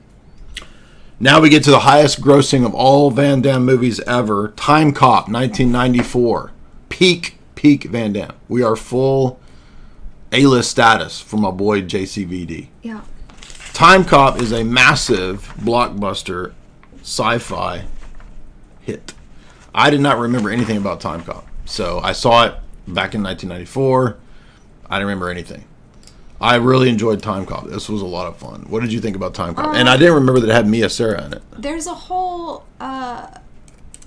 South Park episode about Interesting. Timecop and how great it's a whole like homage. Were to they it. arguing it's good or? Well, I mean, it's the goofy. best bad movie. It's goofy, you know, yeah, like of these. a cult classic. Yeah. So they go from Georgia 1863 to DC 1994. Oh, I forgot it begins in like the Confederacy, right? Yeah. Like so we're in the 1800s. So now we're in the whole timey-wimey Time Lord like universe of don't change the future by touching the past and don't meet yourself in the present and all these paradoxes. So they're like Time paradox. they're like JCVD baby, we're gonna put you in Back to the Future, but you're a hero. And he's like, I like this, let's do it. Yeah. It has heart. You got RoboCop, you got Die Yeah, Hard, you got I want Timecop. I want my own Bruce Willis. You could hear him cussing out, right? The agents and the producers like, this is for me. I want to be Arnold. I am equal to Bruce Willis. Put me up there on the lights. I want to be this. I deserve this. Is for me.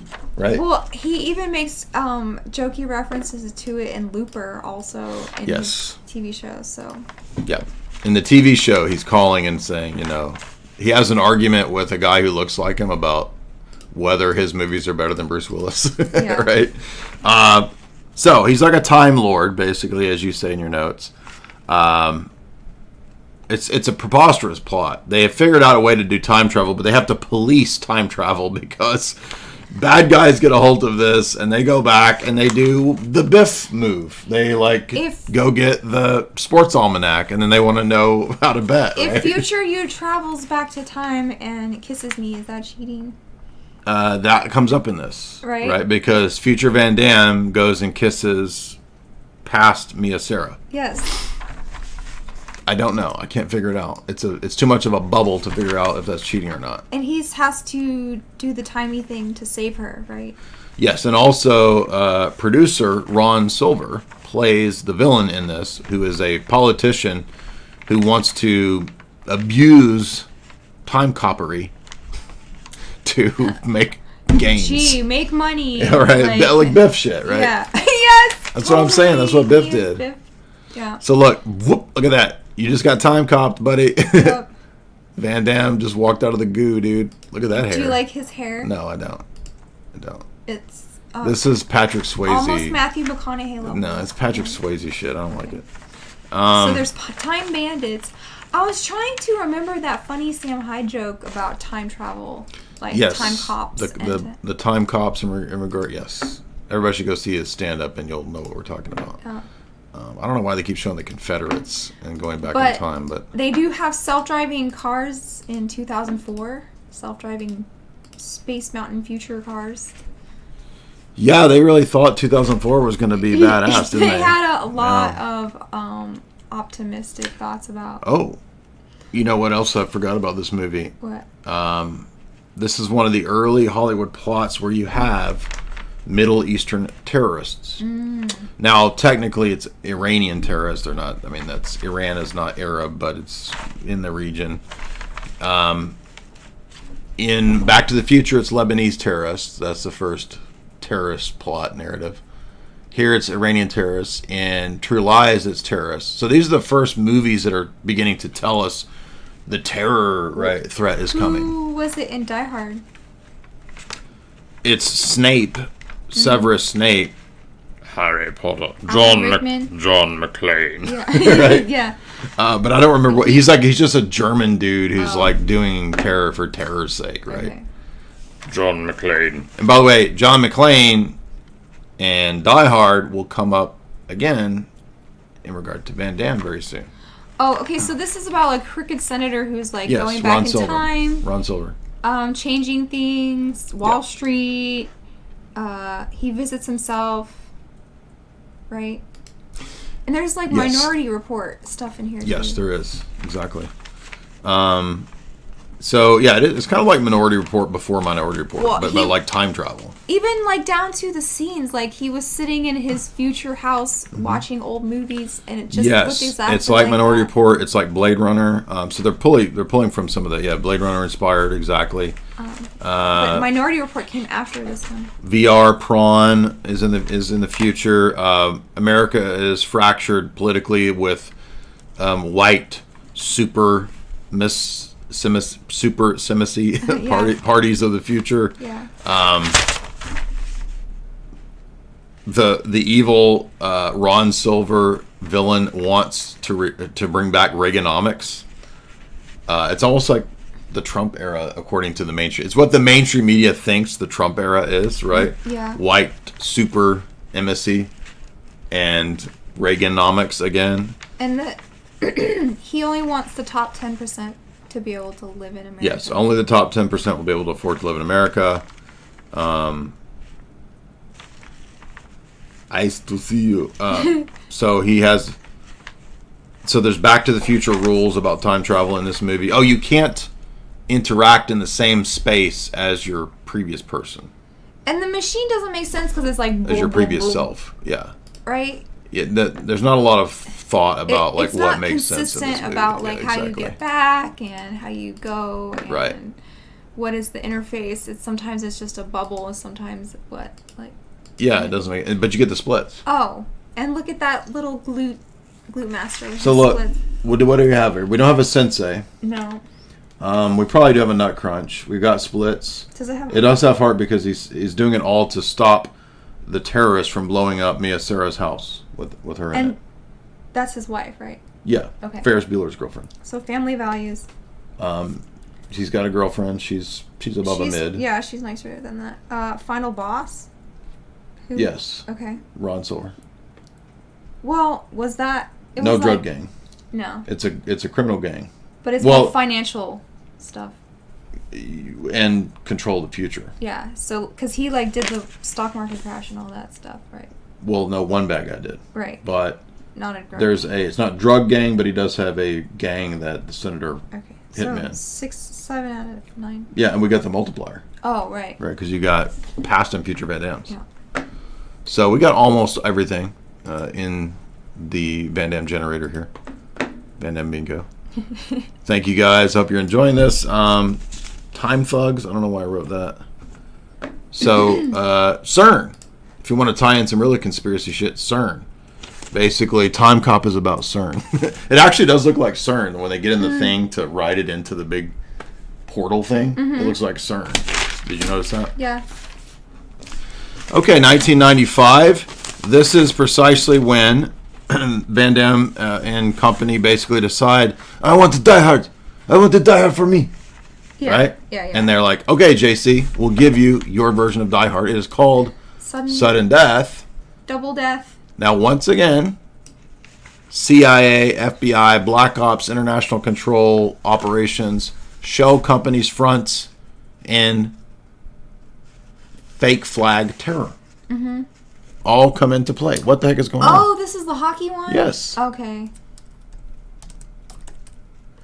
And it is known as Van Damme's version of Die Hard. And here it's literally Die Hard. Yeah. Okay. I don't, in fact, for whatever reason, I don't remember ever seeing this in the 90s. So I think that this was my first viewing of this Van Damme classic. For the people who are saying, yeah, you remember these movies, but you don't remember the scenes, I would say these are actually really fun to go back and watch. I recommend going back and watching them. So if you like 90s and cheesecore. This also, by the way, is Van Damme's peak cocaine phase, according to him. Oh no. He's like, this is when I was doing all kinds of the cocaine. I was all cocaine everywhere all the time. Well, if that's the worst thing he's doing, that's not that bad. Well, I think he was with a lot of ladies too, but he was like, it was becoming a problem that he was not on set because he was out of his mind on coke. Oh. So he was late, and everybody was getting annoyed, and they're like, where's JC? Typical Hollywood A-lister behavior. Right? So so now that he's A-list, he's living and acting A-list, right? Pretty much at this point. A lot of weird things going on in this movie. First is, again, it's a total copy of Die Hard, even to the point of him wearing the actual outfit and a little strappy thing like Bruce Willis as John McClane.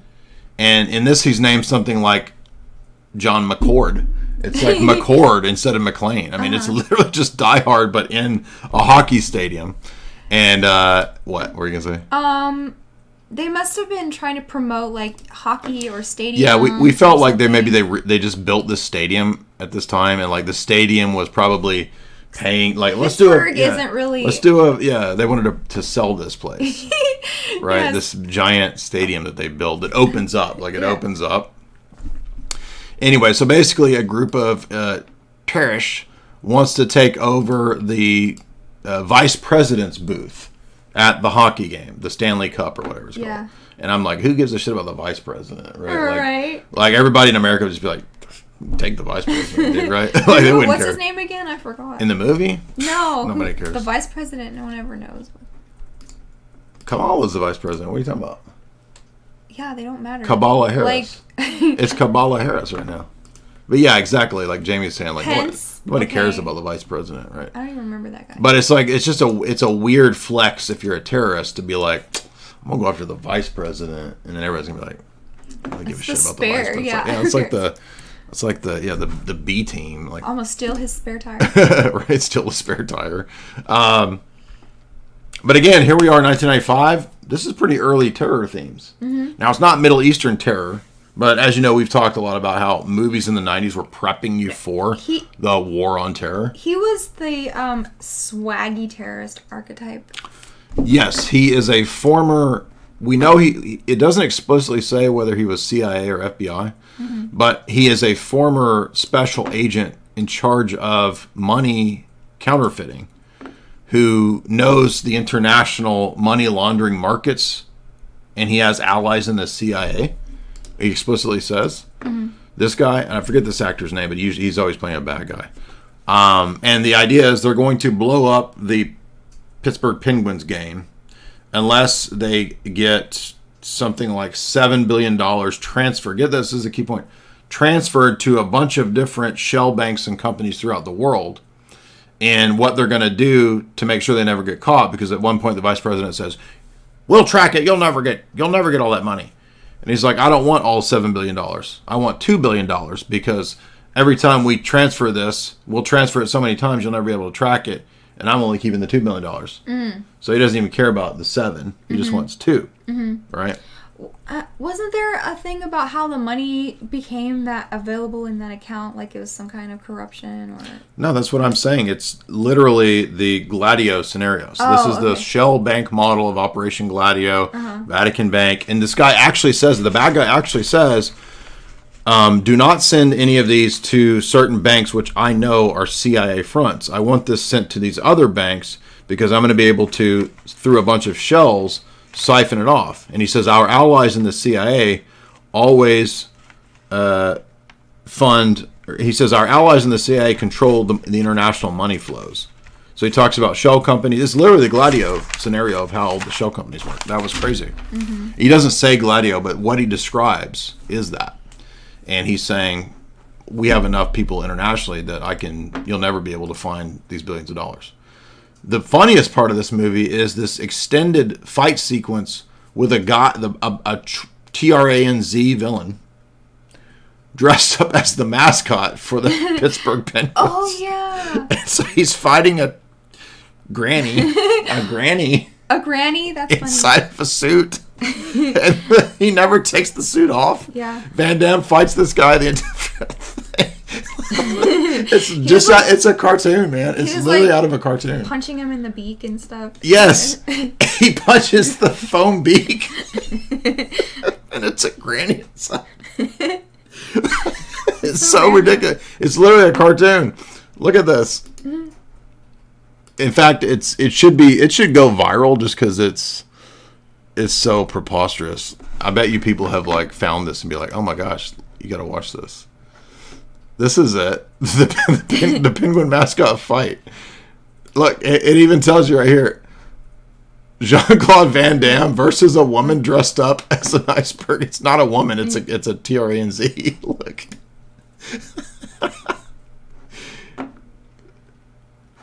I have to skip around or else it'll ding the copyright. But this was awesome. Like it's like Looney Tunes, right? Okay, so I gotta send this to Mark Haggard. He'll love this, right? He loves all these kind of like. His eyes. Watch this. So he's punching. Oh, it gets better. Just wait. Look, he kicks the foam. He roundhoused. He roundhoused the mascot. He's punching the foam.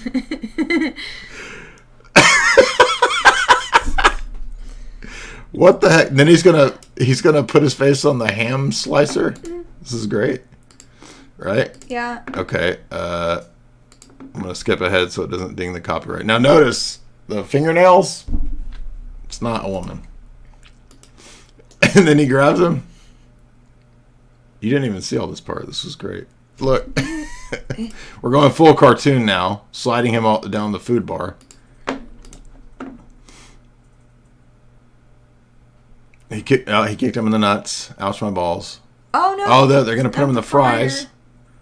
That sucks. But I mean, this entire fight sequence is with a mascot. This is just so ridiculous. He puts his hand in the fryer, Yeah. and then he sets him up on it. He uses the fan. Look, he chopped his eyeball. But what's funny is that this isn't going to hurt the guy. It's just going to.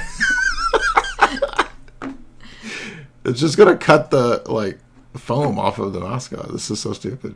And then he's got one eye. All right, you get the idea. You can watch the rest of this fight sequence here. It's pretty awesome.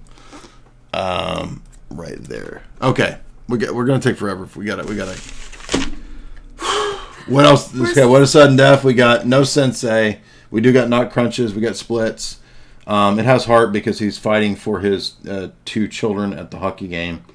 His wife is not at all attractive. There's no good-looking woman in this movie. We only get one Van Damme. There is a final boss fight with the Terror Man. Yes, it has family values because he's fighting for his kids. There is no drug gang. So we don't have all of the bingo. Do you think every Van Damme has at least a splits? Yeah, I don't think is there any movie that doesn't have his splits? That'd be a good challenge. So. Find a Van Damme movie without or splits. Or Nut Crunch. I think these are like his go-tos. The go-tos, yeah. Well, this is like his trademark, so he's always going to have that. Heart, and then Nut Crunch is like the third. Okay, thank you guys. Appreciate that. If you want to support the stream, you can do so. We're having a lot of fun recapping and analyzing, going back in time. A lot of nostalgia, for me at least, growing up, watching all these Van Damme movies. Hope you guys are having fun. If you would, support the show via the Streamlabs Super Chats.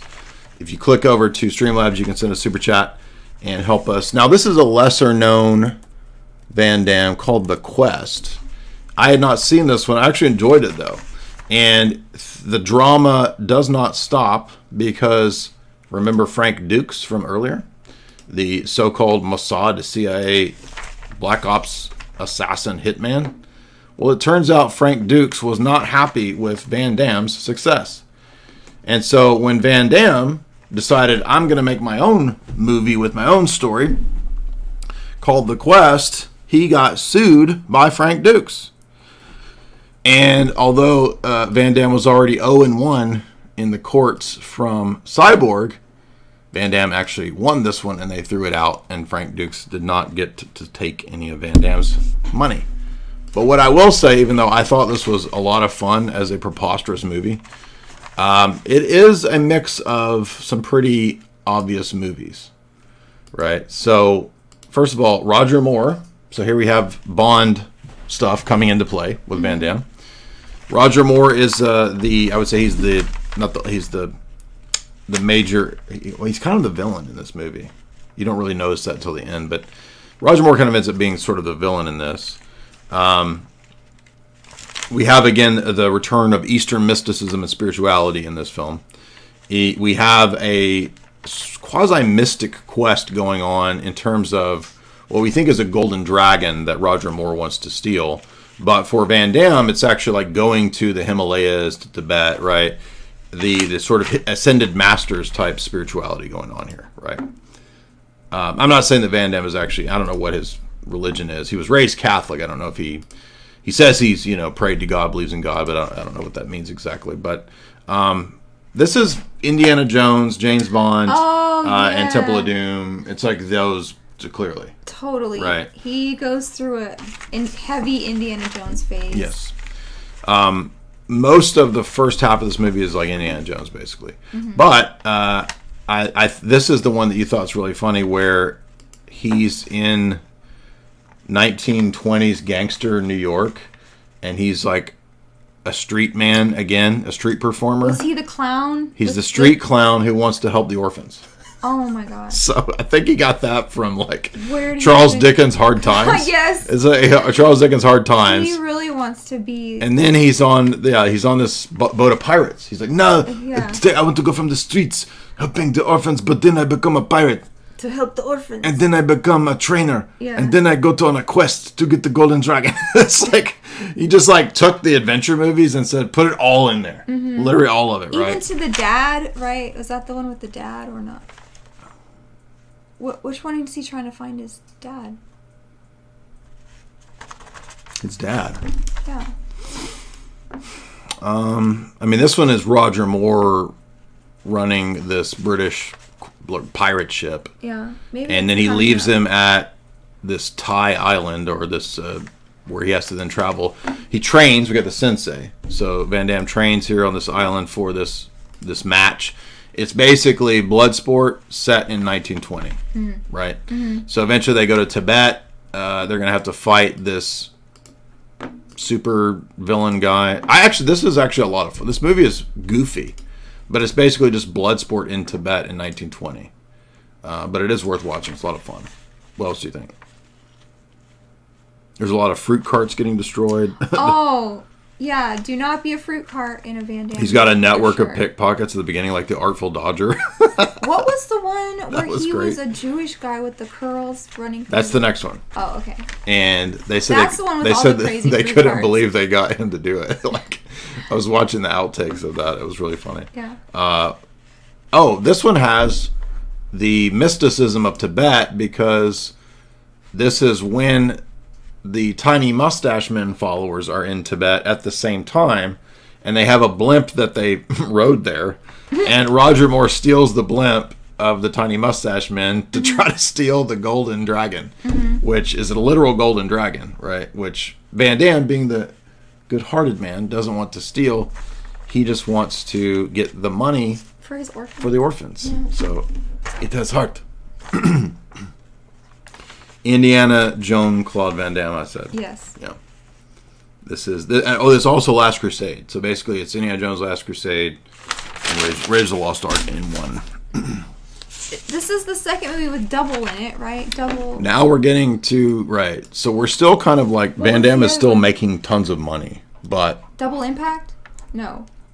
Is that what it is? yeah, And this is Double Team? yeah. Okay. Now we're getting to still big blockbusters. By the way, I forgot Street Fighter. By the way, it's awful. So yes, Oh, Dennis Rodman. Boo. that's Double Team. He's the worst. He's the actor. worst. It's The so bad, dude. worst actor. And I just did a great podcast with Sam Tripoli, and Tripoli pointed out, because we were talking about the role of Dennis Rodman in culture creation and culture degeneration.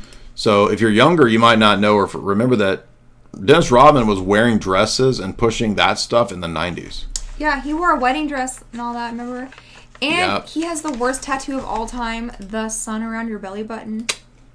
That's definitely a nasty tramp Do stamp. not. right? That's a tramp stamp for guys. And Don't he was forget that. wearing makeup in the 90s as a guy, and he married Madonna. And everybody's forgotten that Dennis Rodman was married to Madonna. And in his book that came out back in the day, and props to Tripoli for remembering this, because he was like, dude, Oprah banned Rodman, dude, look it up. Yeah. Look it up, dude.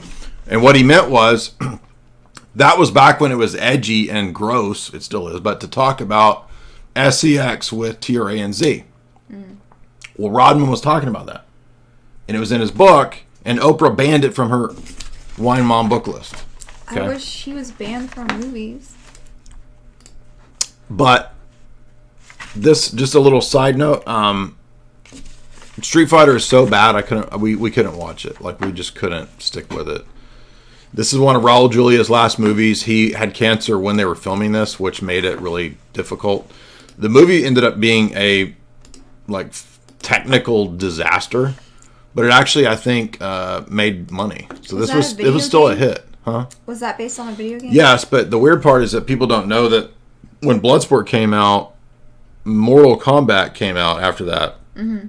It was the first big fighting game, and Johnny Cage was actually supposed to be Jean-Claude. Oh, okay. So, Johnny Cage. When you are playing the game, JC is supposed to be Jean-Claude. But for whatever reason, Jean-Claude didn't like the way it was going and didn't want to do it, so he left the video game project, and it's just loosely based on Bloodsport character. So then, it only makes sense when you're going to make a Street Fighter game with Chun-Li, right? And you're going to put Van Damme in it. Runs a bondage bar. Well, that's next. I just wanted to admit, because we didn't talk about this. Oh, Street Fighter. So we didn't do Street Fighter because it's so bad, but it is worth mentioning because even though it's a critical failure, Van Damme was still bringing in the money in 1994. This was a big hit, even though it's awful. Now, this is awful, but it's awesome. This movie is a must-watch. You have to see this movie if you've never seen it. I had never seen it. I didn't know what to expect. But it's full-on MK Ultra. I kid you not, the first third of the movie is The Prisoner. They literally rip The Prisoner, the classic espionage sci-fi show The Prisoner. I did a whole breakdown. So one of my first podcasts is analyzing The Prisoner. Mm-hmm. It's in my first book, or second book, I forget. Van Damme gets recruited into this thing and sent to be trained, I guess, mind control, I guess you could say, because he's an intelligence operative, CIA operative, who is kind of, I'm trying to remember the plot. He's outlived his usefulness, and so they send him to this island. He's happy on the French Riviera with his pregnant wife. Right. And he gets pulled back into it. And then he gets to Antwerp, and there's... So, Dennis Rodman has a tattoo bondage Skittles bar. bondage club. Yeah. With TRANZ everywhere. And I figured out he's like Lil Nas X, but before that. He is. Yes. Right. So, I mean, there's got to be some kind of MK Ultra mind control shit going on with Dennis Rodman, too. Because remember, in real life, Dennis Rodman goes to hang out with Kim Jong-un. Yeah. You don't do that unless you're doing that for the State Department. Okay? You don't just go hang out with Kim Jong-un. Yeah. Right? I know. So weird. So, but I guess in Antwerp and places up there, there was more TRANS people. Yes, it was way in the 90s. Islam. Yes.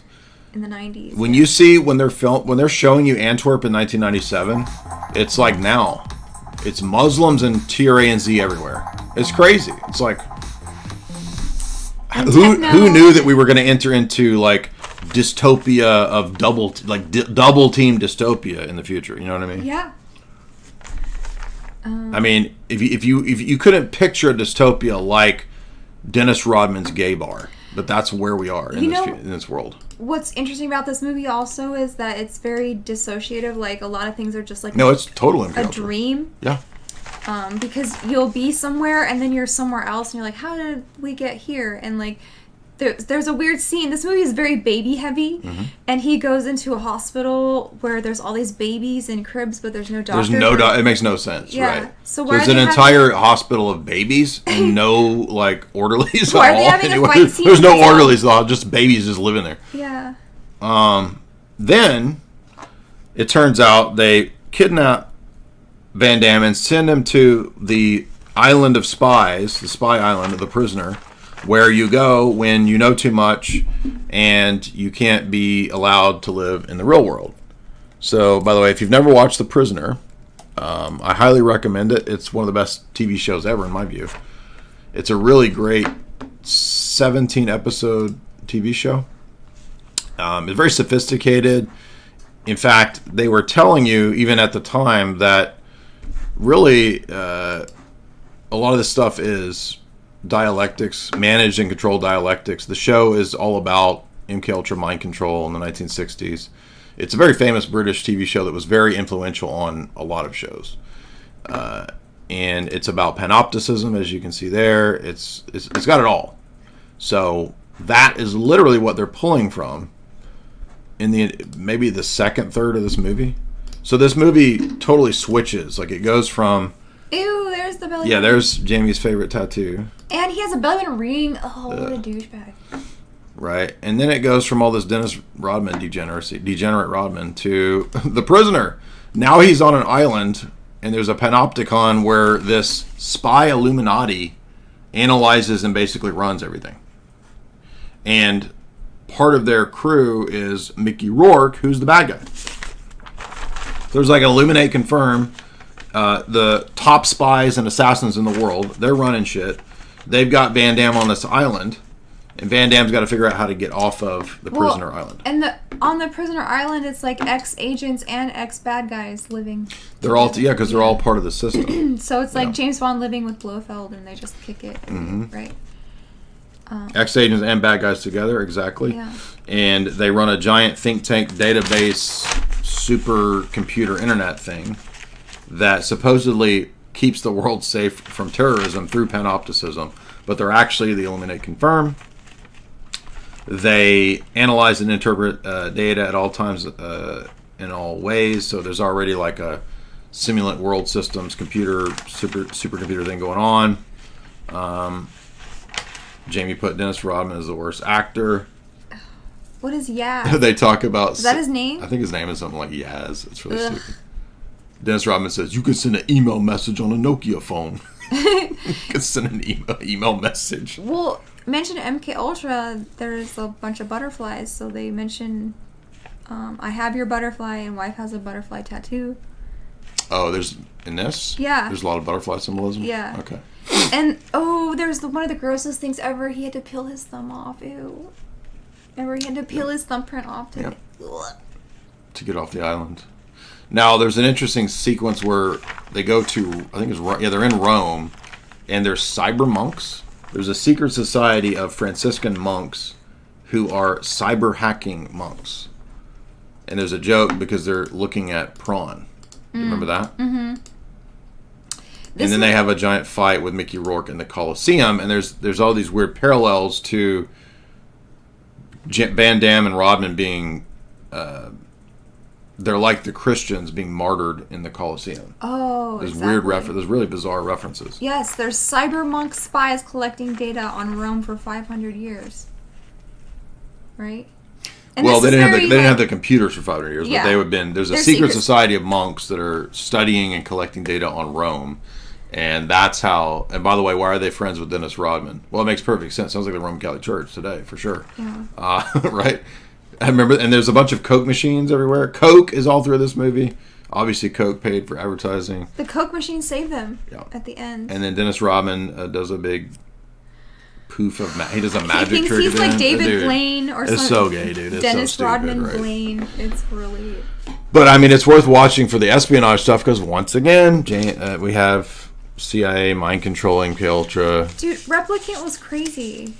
Once again, we have another Van Damme, CIA, MK Ultra mind control. Lionsgate We're not even done yet. And 777 films. Yeah, he starts to do a lot of films during this 2000s period, late 90s, 2000s, with a company called 777 Films, which That's an esoteric. that could be number. Crowleyan. Crowley was he thought that was a very He wrote important a number. whole book called 777. And then in the very first scene, they're calling 911. So you've got two Crowley numbers now, and Lionsgate, which is like a Babylonian symbolism. Yeah, here Van Damme is doubled, and the evil Van Damme is a abused, trauma-based serial killer.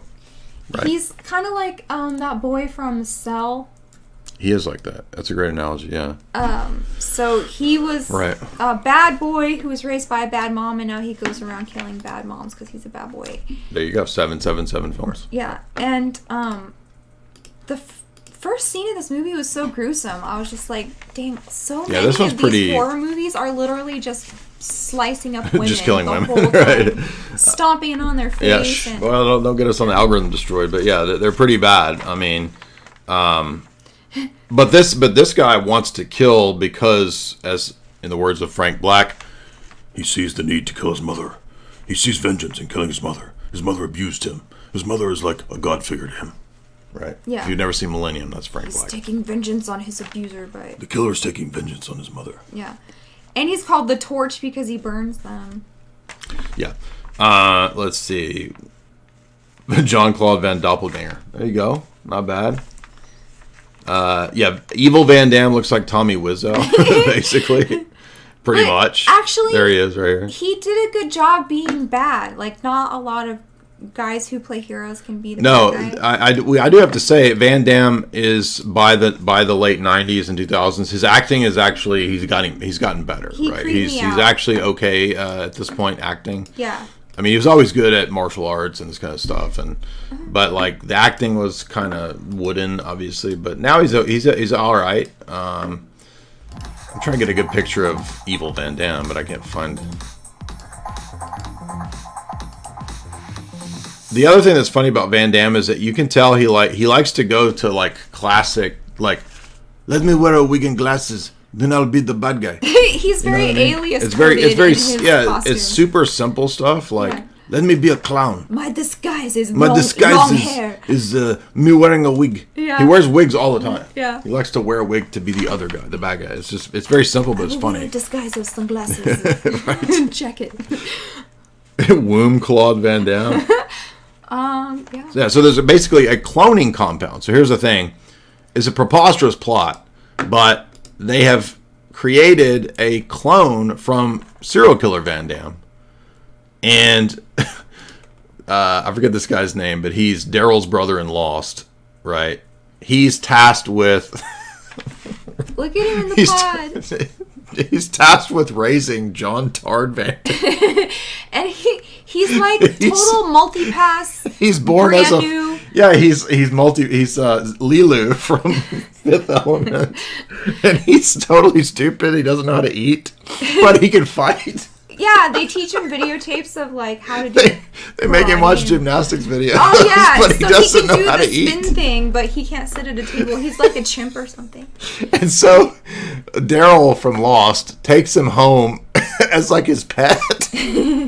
He's eating dog food. Yeah. Do you remember that? Yes. And even the dog's looking at him like, "Why are you eating He's the so dog?" pathetic too, because he's a newborn baby, but he's also kind of like a wild killer. It's so crazy. And Like he it's keeps wacky, having dude. flashbacks of his. He's flashes killing to people. the killer's memories. It's so stupid. Like, But yeah, but it's wild, man. It's a wild mind control creation. but the funniest, He I said- walked out of the room, but you said that he accidentally visits a lady of the evening Oh, and Lord have mercy, doesn't that was the know worst. doesn't know what's happening because he's a child in an adult's I body. told you there would be a scene like that. I'm like, they're gonna put his sexuality into this, just like that Emma Stone movie, because he's a newborn baby in a full-grown body with like full-grown instincts. Okay, it's not that dirty. It's just preposterous. Oh, Okay, I mean this movie is like it's like it's actually funny. Like it's so preposterous. Cringe. It's actually funny. beautiful slow clone. And then the most ridiculous ending of all, after he beats his evil serial killer twin, again, doubling in Kiltra, doubling here, alters, he goes to find the lady of the evening to just be with her. Like, he just goes to be has with her. a happily ever after with the Yep. hooker. Like, But the funny thing about It's- this movie, you had a great line. Instead of Lawnmower Man, it's Lawnmower Dam. Lawnmower Dan, I like John-Claude Van Damme. He's literally like a slow boy. It's he. great. What was I gonna say about that? What? Something else. His hooker girlfriend? No. Oh, they're abusing Baby Van Damme like so much, like slapping him around and chaining him to Baby Dam, exactly. Yeah. They're abusing Baby Dam. So, Baby Dam was abused as the serial killer, and then when he cloned, Yes. they just clone him just to like put him through more. That's right. You know, That's the bullshit. heart element of this film is that Daryl has Bad to boy. learn that his mistreating of Baby Dam is the same thing that caused original Van Damme to be a serial killer because the mom was a bad mom. Exactly. So don't mistreat. Look, moral of the story is don't mistreat your baby dams. If you treat him like a bad boy, he's gonna become one. Yes, that's actually a line in the film. Baby Dam. Don't be a bad boy. Like that's like the moral of this film is don't be a bad boy. Yeah. You See, you look could at hear his it. glasses. Yeah, It's like that's bad Van Damme. Euro broke glasses. Yes, like, it's Tommy this is my Wiseau. disguise, my bad man disguise. Jean-Claude Van Wiseau. Okay. The Order 2002. Oh, okay, so we're getting here, closing towards the end because we're really wanted to focus on kind of, fun, good Van Dammes. I haven't watched many of the more recent Van Dammes. We did skip Death Warrant, I know, but that's him going undercover. Again, which is interesting in the sense that it's another alternate persona. He's an agent, but he's going undercover into a jail in Death Warrant. So, by the way, he also plays a Soviet operative in Black Eagle.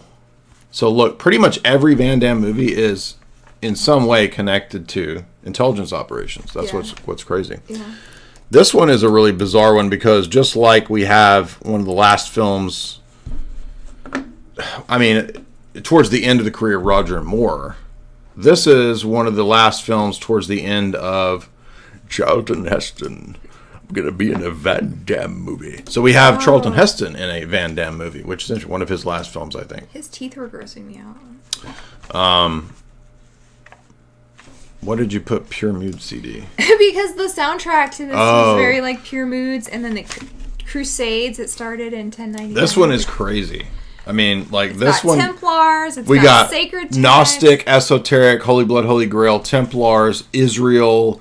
Masonry. We've got rabbinic mysticism, masonry. I mean, this one is crazy, dude. Jews, Christians. Hasidic. I mean, we're talking about Van Damme disguised as a Hasidic Jew running around the streets of Israel kicking people. I mean, this is crazy. This is an acid trip. No. If you want to know what acid is like, watch The Order.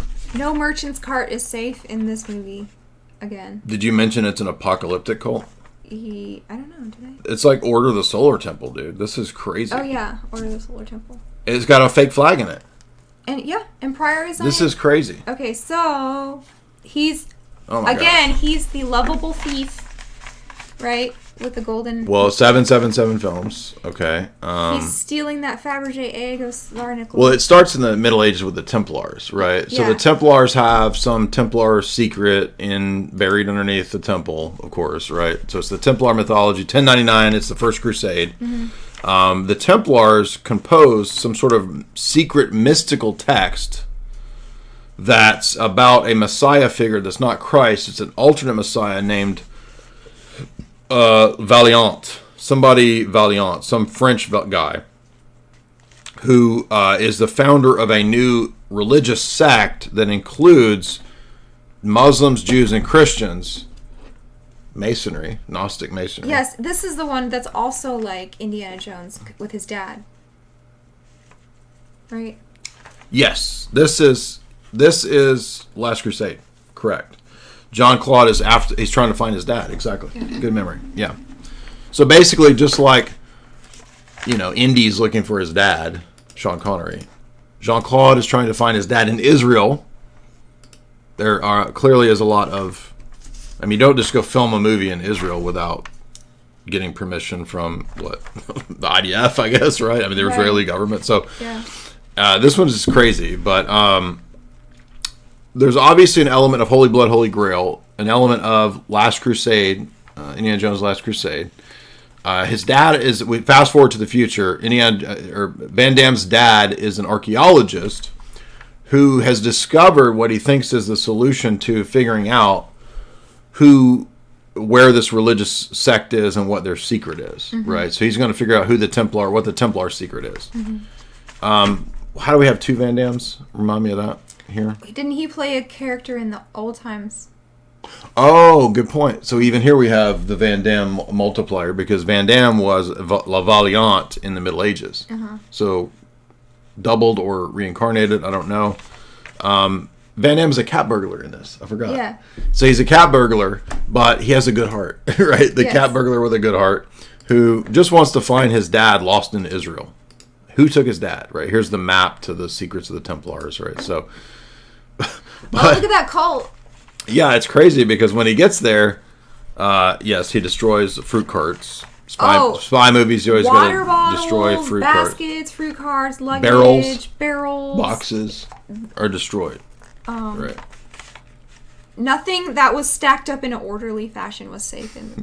Jamie said the robes kind of slay. So Jamie thought The robes, oh. she thought the robes were kind of aesthetically pleasing. For a cult, you know. So there's this mystic cult. They're the ones in Israel that follow the Templar secret, which is the true religion of Islam, Judaism, and Christianity. Within this cult, some of the members are peaceful, and it turns out that Jean-Claude's IDF police girlfriend that he meets, right? She's a member of the peaceful side of this cult.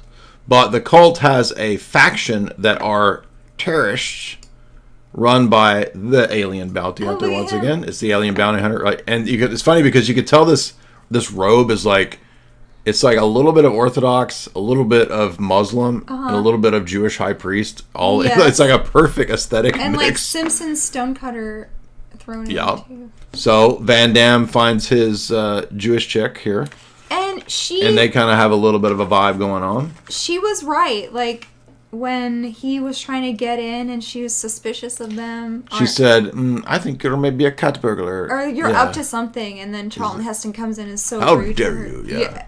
But she was right, because he is a cat burglar. But he's got a cat burglar with a good heart, and he's going to use his cat burgling skills to find his daddy. Right? So we've got straight up like mystical quest. Solomon's treasure map. Blah, blah, blah. Water bottles. They're on hijinks, destroying water bottles in Israel. And then, of course, turns out, this is the crazy part. The Israeli government people are working with people in the cult to set off a fake flag underneath the Dome of the Rock. That's crazy. Because they believe that by destroying the Dome of the Rock, it will initiate the apocalypse. That's crazy. That sounds like no. Mm-hmm. So in other words, this Priory of Zion Templar cult, Mason cult, was actually a cover for a terrorist organization, sort of like the Order of the Solar Temple. And the plan was that when they got rid of the Dome of the Rock, the New Age would be initiated. And the local police are in on it. And they're doing this at the Dome of the Rock intentionally during Ramadan when all of the Muslims are there. By doing this, they believed, this was pretty funny, that it would fulfill the prophecy, not the Book of Revelation, but the Book of Tribulation.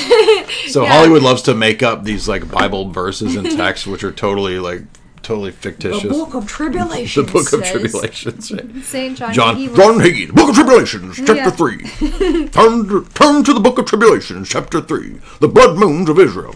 Totally. Yeah.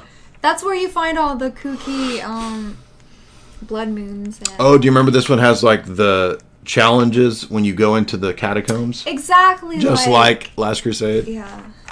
But thank you, Jean-Claude. He saves the world, fulfilling his prayer when he was a 12-year-old child, that he have a chance to save the world. Okay, so this was the junkiest Solomon's treasure room ever in the history of like national treasures. But they didn't care about that. So they actually find the Templars' gold, but they don't even want that. They just want to BOMB the Ramadan celebration at the Dome of the Rock. Yeah. Right? I like Dad Brown.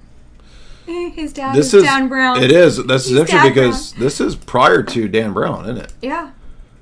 So I have to wonder, like, I think bet everybody Holy Blood knows that Dan Brown was ripping off Holy Blood, Holy Grail, but was Dan Brown perhaps a Van Damme fan? Jean-Claude Van Brown. Jean-Claude Van Dad. Jean-Claude Van Brown. Jean-Claude Dan Brown. Jean-Claude Van Brown. Dad Brown. That's great. Okay, it was Dad Brown instead of a Dan Brown. You're absolutely right. I highly recommend The Order. This one is wild. But you notice they didn't put in the trailer Van Damme as a Hasidic Jew running around I don't know if that would fly today. It's really funny. Like, you can tell it's a ridiculous costume that he's wearing when he's running around acting ridiculous.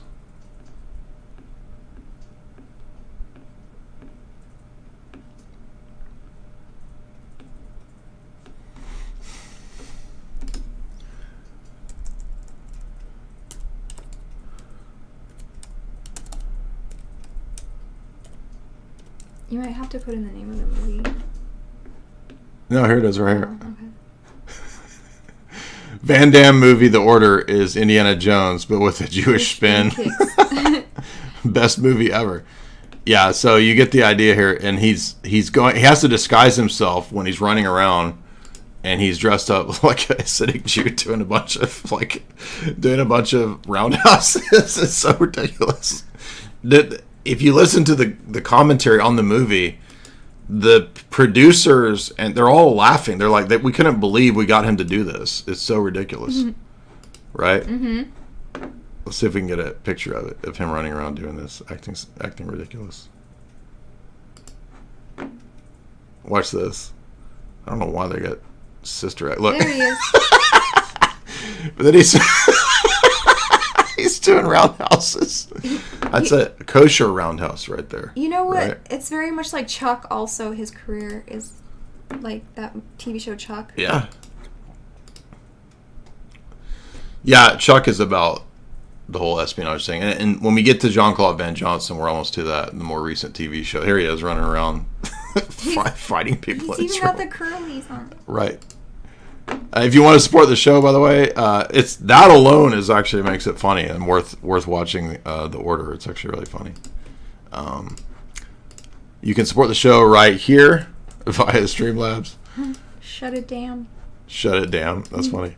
Now we come to, after a long period of Van Damme having marital problems, girl problems.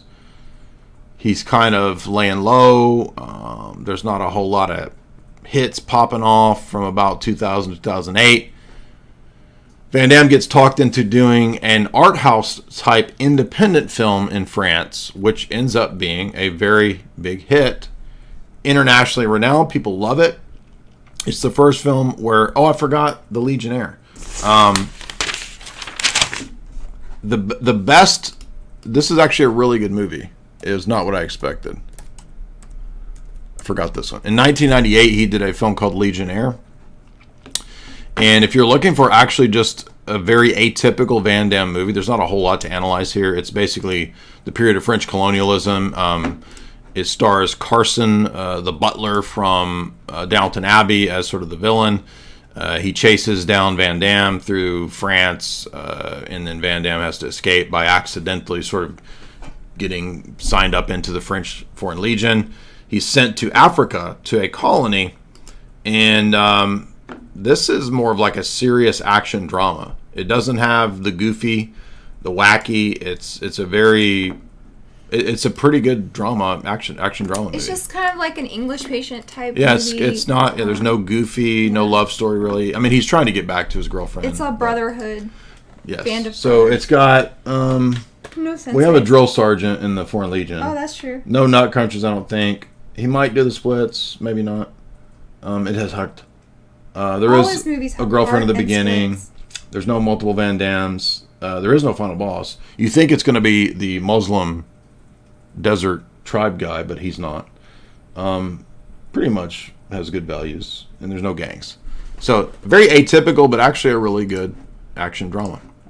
We felt like this was probably one of his best movies as a movie. So this one is pretty good. Now, we're getting towards the end. I forgot to mention JCVD. But before we get to JCVD, around this time, there was a curious... Oh, shit, where did I put that clip? I hope I can find it. Van Damme went on a couple TV shows and gave a very interesting, controversial interview where he mentioned the Illuminate Confirm. And it was on a French television show where he was being interviewed. Let's see if we can find it. Yeah, this is it. And I remember when this happened, it was going around the conspiracy sphere. And this was it's not 5 years ago, it was a long time ago. This clip is from like maybe 2010, somewhere in there when this popped off, maybe 2012. So check this out. This is telling us again, Van Damme seems to know quite a bit about what's really going on in the world.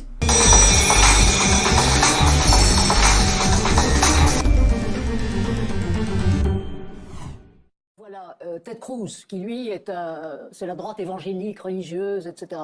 Et l'autre, Marco C'est la Rubio. personne qui a dit que M. Poutine est un gangster. Cruz. Oui. Oui, alors Ok. que Trump a dit Continuez. que Poutine est un type Non, mais épatant. enfin, les débats, restons Ouais. politiques et restons droits. Parce que Oui, si mais jamais, l'un et l'autre. si jamais un monsieur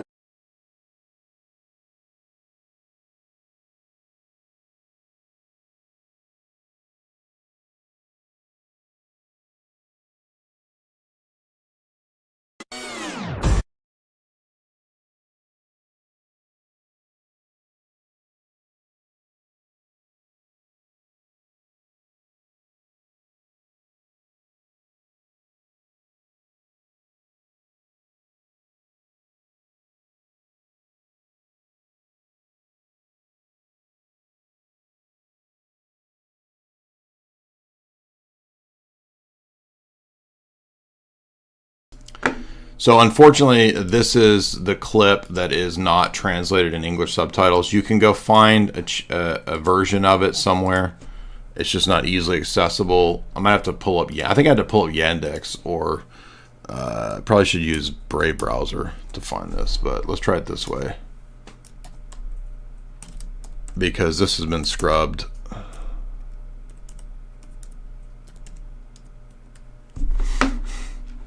Let's try this one. It's always interesting when celebrities or former Here it celebrities is. publicly speak about conspiratorial topics. Charlie Sheen comes to mind for narrating a 9/11 trip, but they probably shouldn't mess with a guy who can do this. Voilà, Ted Cruz, qui lui c'est la droite évangélique, religieuse, etc. Et l'autre, c'est Marco la Rubio. personne qui a dit que M. Poutine est un gangster. Cruz. Oui. Oui, alors Ok. que Trump a dit Continuez. que Poutine est un type Non, mais épatant. enfin, les débats, restons Ouais. politiques et restons droits. Parce que Oui, si mais jamais, l'un et l'autre. si jamais un monsieur, il ne va pas gagner, il y a quand même les Rockefeller, les gens comme les Rothschild, les grosses familles qui dominent quand même les continents. Donc c'est même pas la France, on parle des continents. C'est des familles qui ont grandi en 1827 avec des familles à 5 garçons où ils s'expandent. Vous parlez Je des dis c'est Trump. au-dessus de tout ce qu'on parle. Oui. Ok. Donc comme il dit, il y a les lobbyistes, il y a les gens qui se présentent aux élections. Oui. Et il y a des gars comme Donald Trump qui ont quoi, 10 millions d'euros. C'est pas lui qui dépense le plus. Enfin, il doit déclarer en Amérique, il faut qu'il montre les tout cas- papiers. en tout cas, il a dépense peut-être, son propre argent. il a peut-être Voilà. plus. Mais enfin, un garçon comme ça, si moi j'ai des biens et j'ai travaillé toute ma vie pour ma famille, pour mes amis, pour un pays où je paie mes taxes, tout ce qu'il veut, je crois d'abord, c'est protéger ses intérêts. Donc, quelqu'un qui travaille gratuit, c'est quelqu'un de dangereux. Ça veut dire qu'il protège les intérêts de son pays.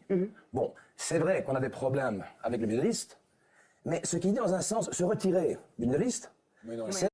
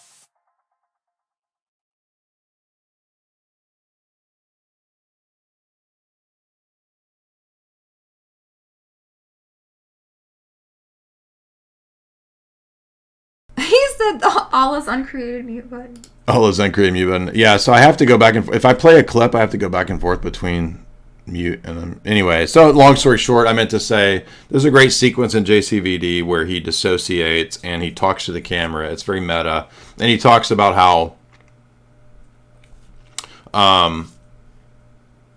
he says basically that he destroyed his career, drugs and that kind of stuff, and he's a good-hearted guy, and he starts crying, and that's what makes it really touches the audience. So people were really blown away with his acting skills when he does this sort of dissociative meta break the fourth wall thing. All right, we're coming to the end of this. If you want to support the stream, you can do so by going over to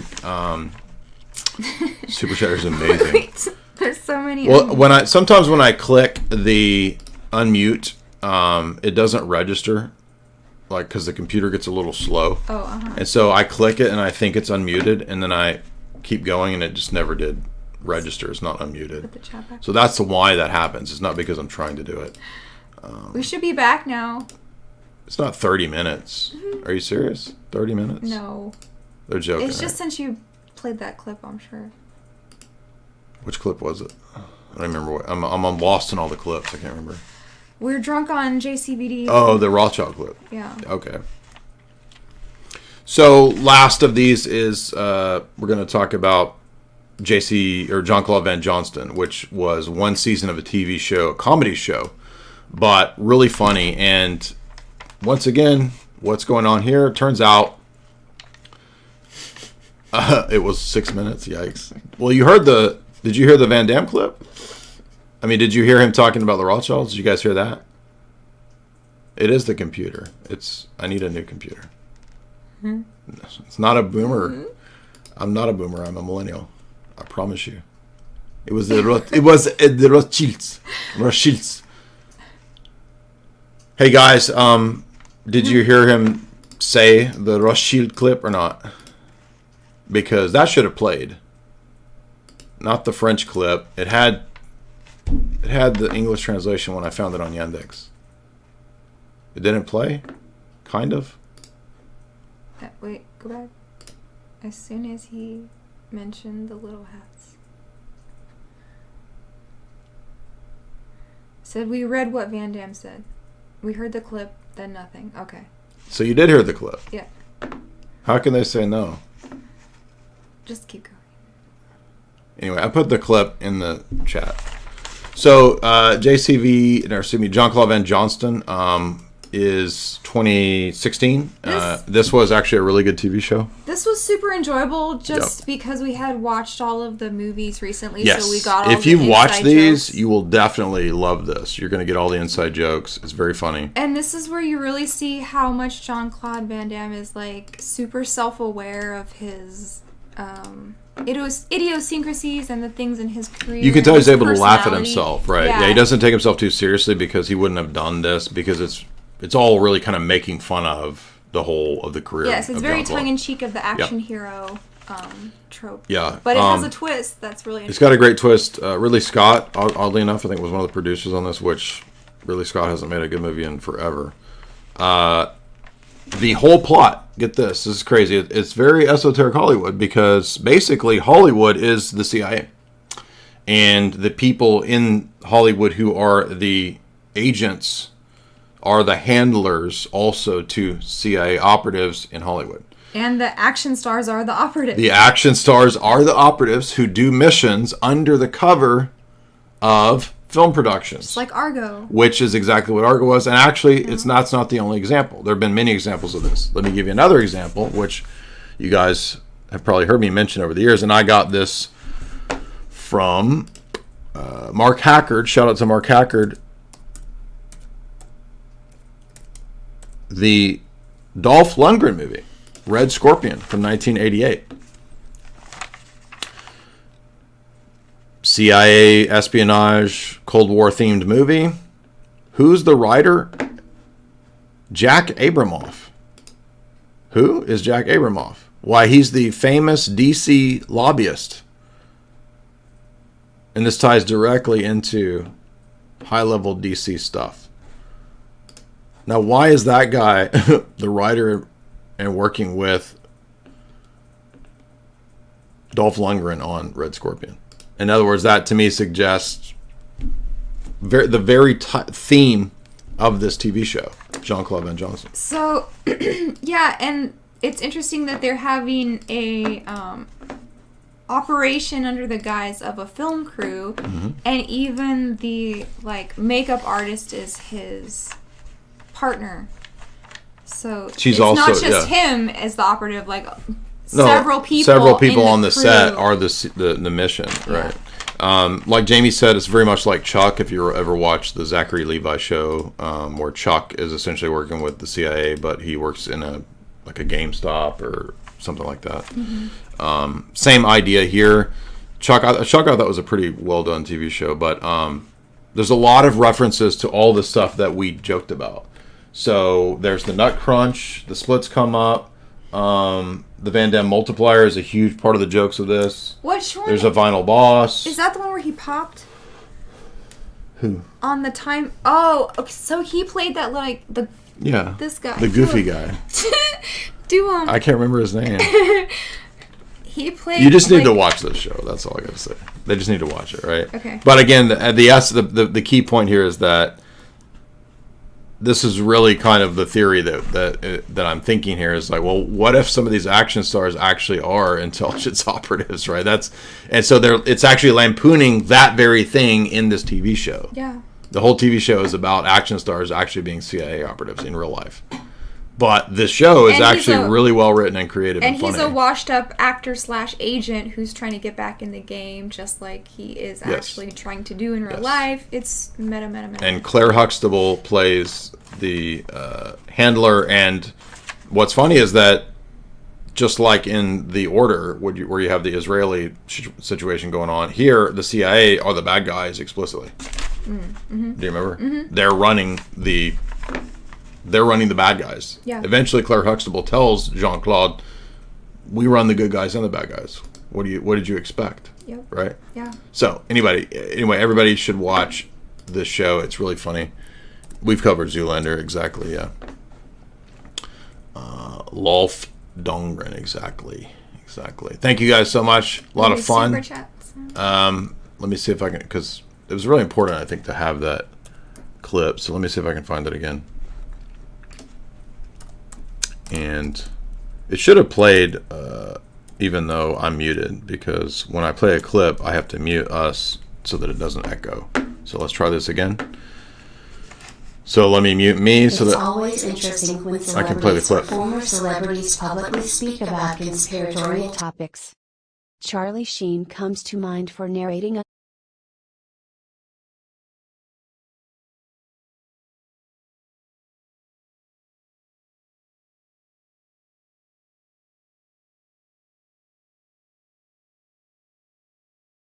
Okay, so you guys can't see it, but there's English text that's underneath the speech when Jean-Claude's talking, okay? So let me see if I can make that bigger so you can see this part, because I thought this was very illustrative. What is this crap popping up? Get out of here.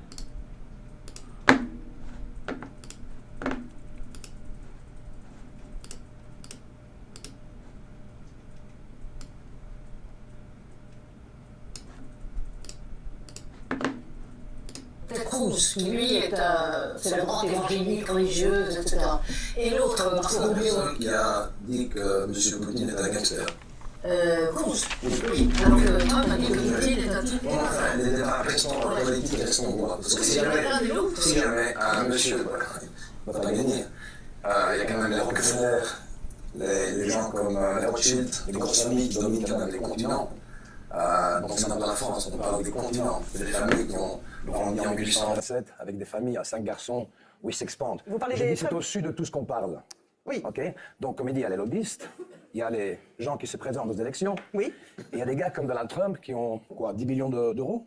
C'est pas lui qui dépense le prix, Enfin, hein. il doit déclarer en Amérique, il faut qu'il En montre tout les cas- papiers. en tout cas, il il a dépense peut-être son propre argent. il a peut-être un peu plus. Mais enfin, un garçon comme ça, si moi j'ai des biens et j'ai travaillé toute ma vie pour ma famille, pour mes amis, pour un pays où je paie mes taxes, tout ce qu'il veut, je crois d'abord, c'est protéger ses intérêts. Donc, quelqu'un qui travaille gratuit, c'est quelqu'un de dangereux. Ça veut dire qu'il protège les intérêts de son pays. Bon, c'est vrai qu'on a des problèmes avec le Middle East, mais ce qui dit dans un sens, se retirer du Middle East, c'est... Attendez, c'est leur foutre la paix.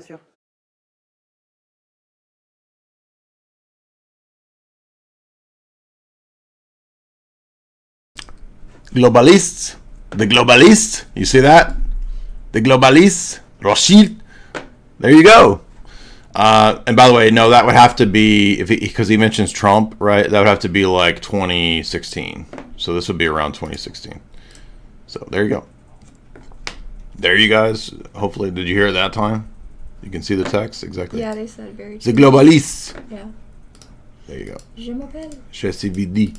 Guys, remember to head on over to chalk.com. That is the show sponsor. If you want to get jacked and be the muscles from Brussels, you need to head over to chalk.com. Use the promo code J44Life. That's JAY44LIFE. And you get 44% off all those great supplements and products right here. And if you go over to Chalk, I'll show you what you can see over there. It's an excellent company. They've been a long-time sponsor, almost 4 years of sponsorship now. Again, 4 years of Lord Voldemort, 4 years of almost 4 years of Chalk. You'll notice that you can go over here and get this male performance stack. The pre-workout, it's very strong, especially the Chad node, Tonkat Elite Boost Testosterone. Use the promo code J44Life to get half of that price. You're not going to pay $174. By the way, if you don't want to get the recurring subscription with J44 Live, you can test it out with JAY40, that's JAY40, to get 40% off just a single order. But I think it's better to go ahead and get the recurring, because I can guarantee you're gonna want this. You're gonna enjoy what Chalk has to offer. I've been using it myself for 4 years. I love it. As you guys can tell, like, we've been going to the gym. We are putting on. We're on our ways to. I'm gonna be Jean-Claude Van Damme. Okay. Right. Yeah. But Chalk's gonna help get me there. You can also get the female vitality stack. Head over to Chalk and use that right there. Promo code J44Life as well. And thank you guys for the super chats. Support the stream by giving us super chats. Elias, $1. I had a sip of red wine. Immediately, the angel Chianti came to me in a dream and told me to worship Franziala. I think I read that one, but it was a funny one. Aaron Wenzier, $10. I love it when Jamie is on with you. 1 and 1 and 1 is 3. 1 and 1 and 1 is 3. Okay. Exactly. Leonatos, $5. I love that Jay is super intellectual, but also super into Van Damme. Much love to you both. My movies of heart. Yeah, and intellect. And intellect. We have the both. Yeah. Tenublet, $5. Fun fact. JCVD was supposed to star in the Bloodsport inspired video game until he dropped out. Correct. And that would become Mortal Kombat. The game became Mortal Kombat, but they changed the character to Johnny Cage. Exactly.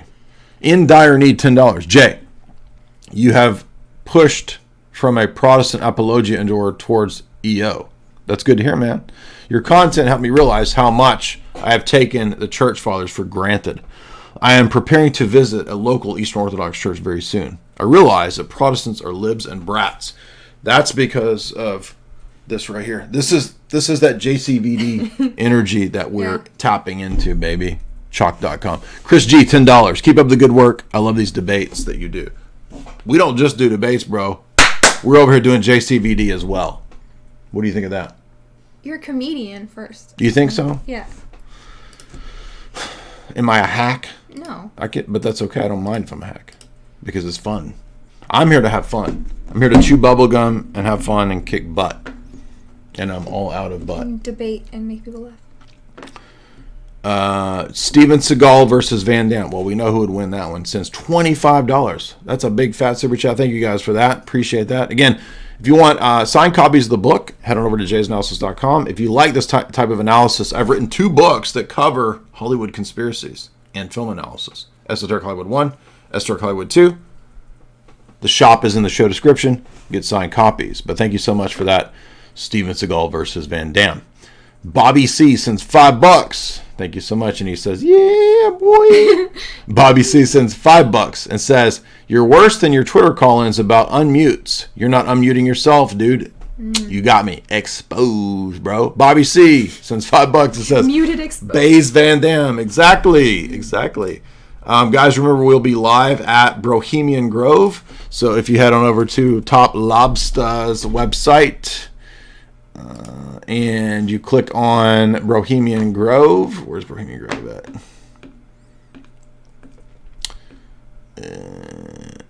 You get tickets to Bohemian Grove. Where are the tickets at? Merch. This is all merch. Oh, it's in the show description. Excuse me. What am I thinking? If you click the show description and you go to the Bohemian Grove link right here, you guys,